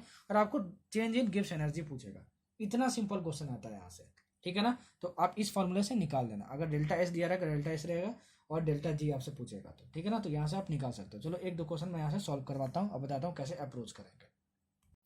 सुनो question. For a reaction at 25 degree centigrade, enthalpy change and entropy change are minus 11.7 into 10 का पावर 3 जूल पर मोल एंड माइनस 105 जूल पर मोल पर केल्विन, ठीक है। What is the value of del G, that is change in Gibbs energy. तो आप बोलोगे sir ये तो बहुत ईजी है, आपसे डेल्टा जी पूछा है, डेल्टा एच आपको गिवन है, कितना गिवन है जरा बताना तो? माइनस 11.7 इंटू 10 का पावर 3, ठीक है। टी गिवन है आपको कितना? 25 डिग्री सेंटीग्रेड, हाँ, लेकिन उसको केल्विन में रखना है, दैट इज 273 से ऐड करके रखना, मतलब कि कितना आएगा? 298 केल्विन, ठीक है। डेल्टा एस गिवन है क्या? बोलोगे हाँ माइनस 105, सबकी वैल्यू रख दो, डेल्टा जी की आपको वैल्यू आ जाएगी, और डेल्टा जी की वैल्यू आएगी प्लस 19590 प्लस 19590 जूल। आप कैलकुलेट करके देखना, इतना इजी आपसे क्वेश्चन पूछा जाएगा, ठीक है, पूछा जाएगा। मतलब चेंज इन एंथैल्पी दिया रहेगा, चेंज इन एंट्रोपी दिया रहेगा, और आपसे डेल्टा जी की वैल्यू पूछेगा, ठीक है। अब बढ़ते हैं आगे। एक और रिएक्शन हो, एक और इक्वेशन होता है डेल्टा जी का, वो होता है delta G is equal to minus R T L N K, ठीक है ना। ये बहुत इंपॉर्टेंट है। ये माइनस डेल्टा जी जो होता है यहाँ पे नॉट लगाते हैं, और इन नॉट का मतलब होता है स्टैंडर्ड, मतलब इसका मतलब होता है standard Gibbs energy change, Gibbs energy change. बस इस नॉट के लगाने से, जीरो के लगाने से क्या हो जाता है, इसकी वैल्यू 1 मत लिख देना, ये बस नॉट यहाँ पे इसको बोलते हैं, ठीक है ना, एनर्जी चेंज। अगर आपसे कभी भी क्वेश्चन में पूछे स्टैंडर्ड गिव्स एनर्जी चेंज, ठीक है। और यहाँ पे जो के होता है वो होता है इक्विलिब्रियम कांस्टेंट, ठीक है। क्या होता है? इक्विलिब्रियम कांस्टेंट कैसे निकालते हैं मैंने केमिकल इक्विलिब्रियम में आपको सिखा दिया, ठीक है ना। टी क्या है यहाँ पे? Temperature in kelvin, temperature in kelvin. और आर की वैल्यू क्या रखना? वो यूनिट के हिसाब से रख लेना। मैंने बता दिया कि 8.314 वैल्यू याद रखना, वो किसमें होता है? जूल पर मोल पर केल्विन में, ठीक है ना, पर केल्विन में, ठीक है। और एक वैल्यू याद रखना 0.082।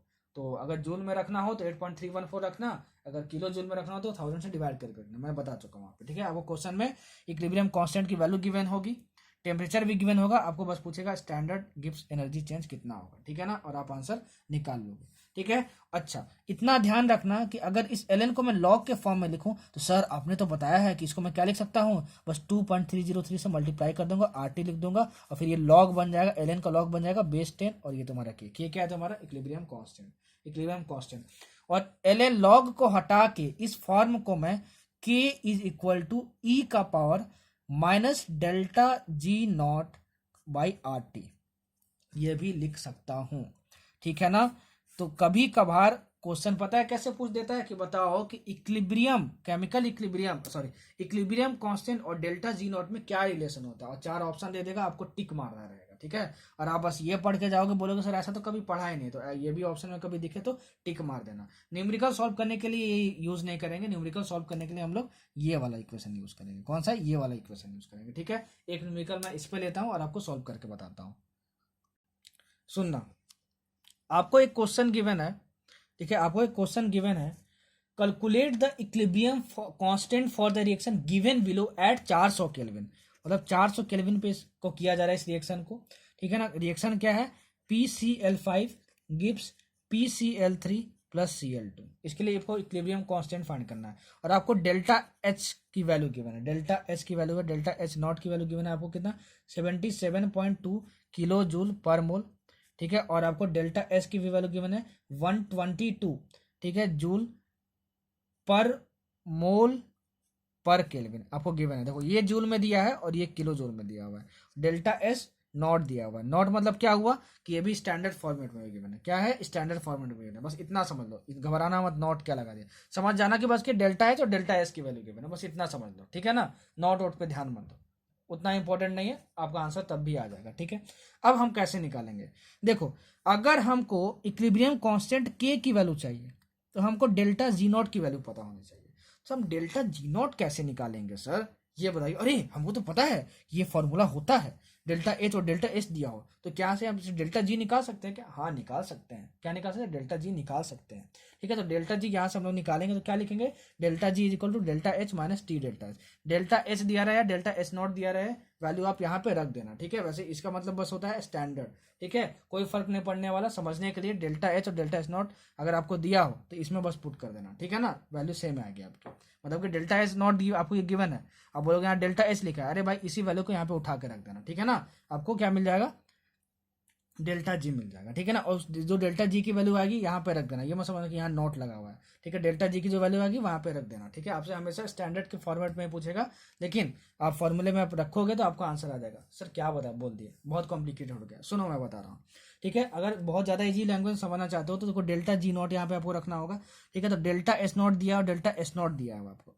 नॉट का मतलब क्या होता है, स्टैंडर्ड, स्टैंडर्ड इंथैल्पी चेंज दिया है, स्टैंडर्ड एंट्रोपी चेंज दिया है, तो सबके ऊपर बस नॉट नॉट लगा दो इस फॉर्मूले में। Delta G naught is equal to delta H naught minus T delta S naught. अब तो आ जाएगा तुम्हारा डेल्टा जी नॉट, तो डेल्टा एस नॉट की वैल्यू तुम ये रख दोगे, ठीक है ना, 77.2। और यूनिट का ध्यान रखना, ये जूल किलो जूल में है और ये जूल में है, तो इंटू 1000, ठीक है, मतलब कितना हुआ 77200, यहाँ पे रख दिए, माइनस टी कितना दिया हुआ तुम्हारा 400 केल्विन, ठीक है, तो यहाँ पे माइनस 400 और इंटू ये जूल में है 122, तो तुम्हारे डेल्टा जी नॉट की जो वैल्यू आ जाएगी वो तुम देखना निकाल के 28400 जूल आ जाएगा, ठीक है ना, मतलब 28400 जूल आ जाएगा तुम्हारा। और फिर तुमको क्या निकालना है, इक्विलिब्रियम कांस्टेंट निकालना है। तो अरे हम डेल्टा जी नॉट निकाल लिए, ठीक है, तो हम यहाँ से इक्विलिब्रियम कांस्टेंट वाला रिलेशन जानते हैं, तो वो के निकालना है, तो कैसे निकालेंगे, इसकी वैल्यू हमको मिल गई, मतलब 28400 इज इक्वल टू, ठीक है, इज इक्वल टू, मैं क्या करूंगा minus R T L N K, minus R T L N K, ठीक है, minus R T L N K. तो यहाँ पे मैं क्या रख दूंगा, टी की वैल्यू 400 केल्विन, ठीक है ना। और ये हमारा किस में है, डेल्टा जी नॉट किस में आएगा जरा बताना, तो जूल में आया है 28400 जूल, ठीक है। तो आर की वैल्यू हमको जूल में पता है कितनी, 8.314 जूल, ठीक है। तो अब आर की वैल्यू भी आप कभी कंफ्यूज नहीं होगा, तो हमेशा आप पहले पढ़ोगे तो कंफ्यूज रहते ही होगे, ठीक है। तो हमको याद है एक वैल्यू 8.314 जूल, तो वो जूल में होता है, ये भी जूल में दिया है, तो यहाँ पे मैं जूल में रख दूंगा। तो डेल्टा जी नॉट की वैल्यू हमको मिल गई माइनस यहाँ पे 8.314 इंटू टी मतलब कितना 400 एल एन के, तो यहाँ से के की वैल्यू आपको मिल जाएगी, क्या मिल जाएगी, के की वैल्यू आपको मिल जाएगी, ठीक है। तो यहाँ से आप के की वैल्यू निकालना, तो आपके पास जो वैल्यू आएगी कितनी आएगी 1.958 इंटू 10⁻⁴, ठीक है, समझ में आया। और आप सोचोगे कि लॉग को कैसे सॉल्व करें, तो लॉग को सॉल्व करने के लिए जो जो डाटा की जरूरत होगी वो क्वेश्चन में गिवन होगा आपको, तो इस फॉर्मूले पे बेस्ड पे ऐसे क्वेश्चन आपसे बन सकते हैं। अब देखो डेल्टा जी जो है तुम्हारा ना, ठीक है, उससे हम लोग स्पॉन्टेनिटी भी पता कर सकते हैं। अगर मान लो डेल्टा जी की वैल्यू तुम्हारे पास निगेटिव हुई तो वो प्रोसेस जो होगा वो स्पॉन्टेनियस होगा, क्या होगा, स्पॉन्टेनियस होगा। अगर मान लो तुम्हारे पास डेल्टा जी की वैल्यू पॉजिटिव हुई, ठीक है, तो वो जो प्रोसेस होगा वो नॉन स्पॉन्टेनियस होगा, ठीक है ना। और अगर मान लो डेल्टा जी की वैल्यू तुम्हारे पास 0 आ गई तो आपका जो प्रोसेस होगा वो किस में होगा, इक्विलिब्रियम में होगा, किस में होगा, इक्विलिब्रियम में होगा। याद करो कि मैं जब डेल्टा एस के बारे में बता रहा था तो वहां पे डेल्टा एस जब पॉजिटिव होता था तो क्या होता था, नॉन स्पॉन्टेनियस प्रोसेस होता था, ठीक है। अगर यहाँ पे डेल्टा जी पॉजिटिव होगा तो नॉन स्पॉन्टेनियस प्रोसेस होगा, सुनना, सॉरी गलत बोल दिया। अगर डेल्टा एस मतलब change in entropy, total change in entropy positive होता था तो प्रोसेस क्या होता था, स्पॉन्टेनियस होता था। यहाँ पे अगर change in Gibbs energy positive है तो प्रोसेस क्या होगा, नॉन स्पॉन्टेनियस होगा, ठीक है। वहां पे जो था उसका जस्ट उल्टा है, निगेटिव और पॉजिटिव के केस के लिए। तो ध्यान में रखना बच्चे, यहाँ पे गलती कर देते हैं याद करने में, ठीक है, कि डेल्टा जी की वैल्यू अगर पॉजिटिव होगी तो नॉन स्पॉन्टेनियस होगा, अगर डेल्टा एस की वैल्यू पॉजिटिव होगी तो स्पॉन्टेनियस होगा, अगर डेल्टा जी की वैल्यू निगेटिव होगा तो स्पॉन्टेनियस होगा, और डेल्टा एस की वैल्यू, ठीक है, अगर निगेटिव होगी तो नॉन स्पॉन्टेनियस होगा। और दोनों केस में डेल्टा एस जीरो हो और डेल्टा जी जीरो हो तो क्या हो जाएगा, वो प्रोसेस इक्विलिब्रियम में होगा। यहाँ से बहुत सारे क्वेश्चंस पूछे जाते हैं, ठीक है, एक दो क्वेश्चन मैं यहाँ से लेके बताता हूँ कैसा क्वेश्चन आपसे आप पूछ सकता है। सुनो क्वेश्चन, सुनो पहला question, for an endothermic reaction to be spontaneous, सुनना, for an endothermic reaction to be spontaneous which of the following relation is correct, सुनना, इज करेक्ट, ठीक है, delta G must be positive, पहला ऑप्शन। तो delta G अगर positive होगा तो process क्या हो गया, नॉन स्पॉन्टेनियस, हमको प्रोसेस को क्या बनाना है, स्पॉन्टेनियस बनाना है, तो ये फर्स्ट ऑप्शन गलत हो गया आपको, ठीक है। दूसरा option, T delta S must be negative, T delta S must be negative. देखो डेल्टा जी की वैल्यू क्या होती है, डेल्टा जी की वैल्यू होती है delta H minus T delta S. आपको क्वेश्चन में गिवन है कि इंडोथर्मिक रिएक्शन है, सर ने बताया था कहाँ पे, केमिकल इक्विलिब्रियम में, कि अगर इंडोथर्मिक रिएक्शन है तो डेल्टा एच मतलब चेंज इन एंथैल्पी की वैल्यू तुम्हारे पास क्या होती है, क्या होती है, पॉजिटिव होती है, क्या होती है, पॉजिटिव होती है, मतलब डेल्टा एच तो तुम्हारा पॉजिटिव हो गया, डेल्टा एस पॉजिटिव हो गया। आपको क्या दिया है सेकंड ऑप्शन में, T delta S must be negative. तो अगर ये पूरा टर्म निगेटिव हुआ तो ये निगेटिव और ये निगेटिव मिलके पॉजिटिव बना देगा, और डेल्टा एस ऑलरेडी पॉजिटिव है क्योंकि इंडोथर्मिक रिएक्शन क्वेश्चन में गिवन है। तो पॉजिटिव प्लस पॉजिटिव क्या हो जाएगा, डेल्टा जी की वैल्यू पॉजिटिव हो जाएगी, तो डेल्टा जी पॉजिटिव हो गया तो प्रोसेस नॉन स्पॉन्टेनियस होगा। ये ऑप्शन फिर से गलत हो गया। थर्ड ऑप्शन आपके पास है, delta S must be greater than zero, delta S must be greater than zero. तो देखो तुम्हारे पास डेल्टा एच क्या है, तुम्हारे पास पॉजिटिव है, ठीक है ना, अगर टी तो टेम्परेचर तो हमेशा पॉजिटिव ही रहने वाला है, टेम्परेचर तो नेगेटिव होता नहीं है, ठीक है, टेम्परेचर तुम्हारा पॉजिटिव रहने वाला है क्योंकि इसको केल्विन में रखना है, ठीक है। आप बोलोगे टेम्परेचर नेगेटिव में हो सकता है कितना, -273 डिग्री सेंटीग्रेड, ठीक है, लेकिन अगर केल्विन में लिखोगे तो +273 से ऐड तुम करोगे ही, ठीक है। तो केल्विन स्केल पे हमेशा जो टेम्परेचर होता है वो पॉजिटिव होता है, तो टी हमेशा positive, delta S endothermic reaction से पॉजिटिव मिल गया, और डेल्टा एस अगर पॉजिटिव हुआ, ठीक है, तो पॉसिबिलिटी है कि delta H minus T delta S करके डेल्टा जी की वैल्यू निगेटिव आ जाए, ठीक है, और डेल्टा जी निगेटिव आ जाएगा तो प्रोसेस क्या हो जाएगा, स्पॉन्टेनियस हो जाएगा। मतलब कि थर्ड ऑप्शन आपका सही है। फर्स्ट और सेकंड ऑप्शन में कि बिल्कुल भी नहीं होता स्पॉन्टेनियस, थर्ड ऑप्शन में प्रोबेबिलिटी है, तो आप उसको टिक मार दोगे और आपका आंसर सही हो जाएगा, ठीक है ना। सेकंड क्वेश्चन देखो, if standard enthalpy change is greater than zero for a reaction then equilibrium constant is, ठीक है, ऑप्शन में क्या क्या सुनना, equilibrium constant is greater than 1, equilibrium constant is less than 1, equilibrium constant equal to 1, कौन सा option सही है। देखो तो delta G standard enthalpy change, sorry standard enthalpy change बोल रहा हूँ, स्टैंडर्ड गिव्स free energy change is greater than zero for a reaction then which of the following relation is correct, ये है क्वेश्चन आपका, ठीक है, sorry. If delta G naught is greater than zero that is change in गिव्स free energy, change in Gibbs energy is greater than zero for a reaction then which of the following reaction is correct, equilibrium constant greater than 1 होगा, less than होगा कि equal to 1 होगा, ठीक है। तो delta G not और equilibrium constant में हमारा ये रिलेशन हमको बस पता है, हमको दिया है कि delta G naught is greater than zero, ठीक है, ये जीरो दिया है मतलब कि -RT ln k is greater than zero, हमको ये दिया है क्योंकि इसी की वैल्यू तो तुमको दिया है क्वेश्चन में कि delta G not greater than zero है, तो डेल्टा जी की वैल्यू ये होता है, हम लिख दिए, ठीक है, ये हम लोग लिख दिए, ये हमको समझ में आया। RT तो तुम्हारा कांस्टेंट है गया, ठीक है, तो ये तुम्हारा हुआ -ln k is greater than zero, ठीक है ना। दोनों तरफ माइनस माइनस मल्टीप्लाई करेंगे तो इनइक्वालिटी का प्रॉपर्टी होता है कि ये साइन बदल जाता है, तो ये ln k is less than zero हो जाएगा, ln k is less than zero हो जाएगा तुम्हारा, ठीक है ना। और जब इसको तुम क्या करोगे, ln को इस साइड ले जाओगे तो k is less then e का पावर जीरो तुम्हारा बन जाता है, तो e का पावर जीरो तुम्हारा क्या होता है, 1 होता है, मतलब k इज लेस देन 1 होगा, मतलब k इज लेस देन होगा, मतलब equilibrium constant will be less than 1। तो ऐसा भी क्वेश्चन आपसे पूछ सकता है, ठीक है। तीसरा क्वेश्चन और लास्ट क्वेश्चन मैं लेता हूं, ठीक है। The favourable conditions for a spontaneous reaction are, the favourable conditions for a spontaneous reaction are, एक स्पॉन्टेनियस रिएक्शन आपको करवाना है तो कौन कौन से जो रिलेशन है वो सही हो सकते हैं, सुनना, सही हो सकते हैं, ठीक है। दो ऑप्शन में ले रहा हूं, दोनों को मैं एक्सप्लेन कर दे रहा हूं, ठीक है ना। एक ऑप्शन देखो सही है कि नहीं, आपको क्या करना है कि स्पॉन्टेनियस रिएक्शन बताना है, ठीक है ना। डेल्टा एच अगर पॉजिटिव है आपका, डेल्टा एस आपका निगेटिव है, सुनना, डेल्टा एच अगर आपका पॉजिटिव है और डेल्टा एस आपका निगेटिव है, ठीक है, डेल्टा एच पॉजिटिव है और डेल्टा एच निगेटिव है। तो अगर डेल्टा एच पॉजिटिव होगा और डेल्टा एच निगेटिव होगा तो टी तो हमेशा पॉजिटिव होगा, तो ये निगेटिव और ये निगेटिव पॉजिटिव बना देगा, मतलब पॉजिटिव तुम्हारा कितना हो गया, डेल्टा जी पॉजिटिव हो गया, और डेल्टा जी पॉजिटिव होगा तो प्रोसेस कैसा होगा, नॉन स्पॉन्टेनियस। तो ये सही है क्या, नहीं सही है, ठीक है, मतलब ये ऑप्शन गलत हो गया। सेकेंड ऑप्शन क्या है, डेल्टा एच भी पॉजिटिव होना चाहिए और डेल्टा एस भी पॉजिटिव होना चाहिए, ठीक है। तो क्या ये फेवरेबल कंडीशन हो सकता है, हाँ हो सकता है। डेल्टा एच पॉजिटिव रखिए और डेल्टा एस भी पॉजिटिव रखिए, ठीक है, और टी की वैल्यू तो पॉजिटिव होगी, तो हो सकता है ये दोनों माइनस होकर क्या हो जाए, निगेटिव हो जाए, तो प्रोसेस स्पॉन्टेनियस हो सकता है। So this is a favourable condition. तो आपसे क्या पूछा था, the favourable condition for a spontaneous reaction are, ठीक है। तो दो ऑप्शन था, एक क्यों नहीं हो सकता, एक क्यों हो सकता है, वो मैंने आपको बता दिया, ठीक है।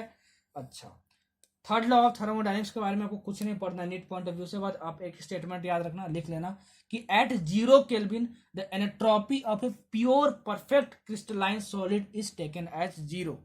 लिख लो वीडियो को दोबारा रिवाइंड करके। अगर आपसे क्वेश्चन आता है second law of third law of thermodynamics से, तो आपको यही पूछेगा कि बताओ इसमें से कौन सा थर्ड लॉ ऑफ थर्मोडायनेमिक्स का स्टेटमेंट है, तो ये जो होगा आपको उसको टिक मारना होगा, जो स्टेटमेंट मैंने अभी बोल दिया। हालांकि अभी तक इससे भी क्वेश्चन नहीं आया थर्ड लॉ ऑफ थर्मोडायनेमिक्स से, ठीक है।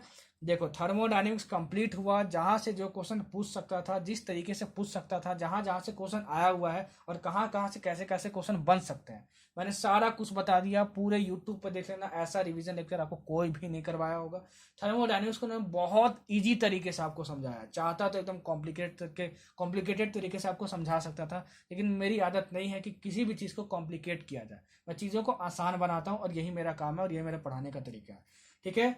तो मेरी तबीयत खराब थी यार, तब भी मैंने बहुत एफर्ट डाल के ये वीडियो शूट किया, ठीक है ना। लगभग ये 1 घंटा 20 मिनट की वीडियो हो गई है, ठीक है, 1 घंटा 20 मिनट की वीडियो हो गई है।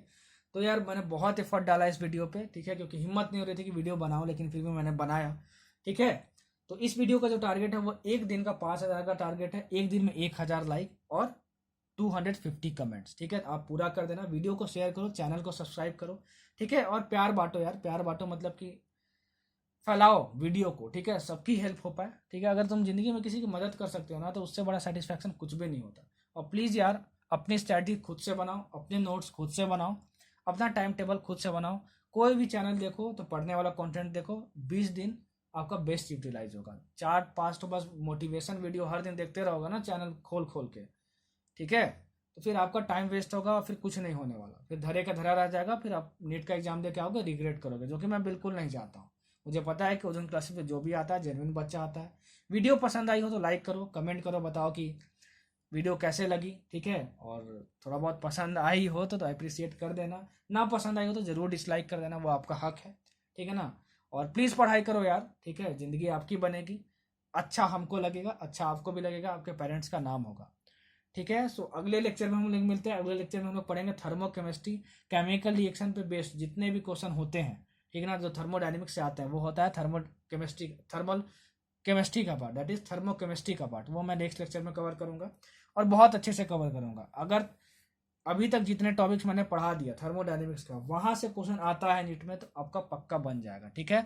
प्रीवियस ईयर क्वेश्चन बैंक उठाना, जितने भी क्वेश्चन होंगे बना लेना, कुछ क्वेश्चन नहीं बनेंगे तो प्लीज़ क्या करना, सोल्यूशन देखना और मेरे कॉन्सेप्ट से लिंक करने की कोशिश करना और सीख लेना, और उन क्वेश्चंस को क्या करना, लास्ट मोमेंट पे रिवाइज करके जाना, ठीक है, क्योंकि ये वैसे क्वेश्चंस हैं जो आपसे नहीं बने थे, तो रिवीजन ऐसे किया जाता है, ठीक है। सो ऑल द बेस्ट, अच्छे से प्रिपेयर करो, अपना ध्यान रखो, अपने हेल्थ पे ध्यान रखो, और फिर मचाते हैं यार, खूब मचाते हैं, ठीक है, मेहनत करो और फिर झमाझम झमाझम झमाझम पढ़ाई करते रहो, ठीक है,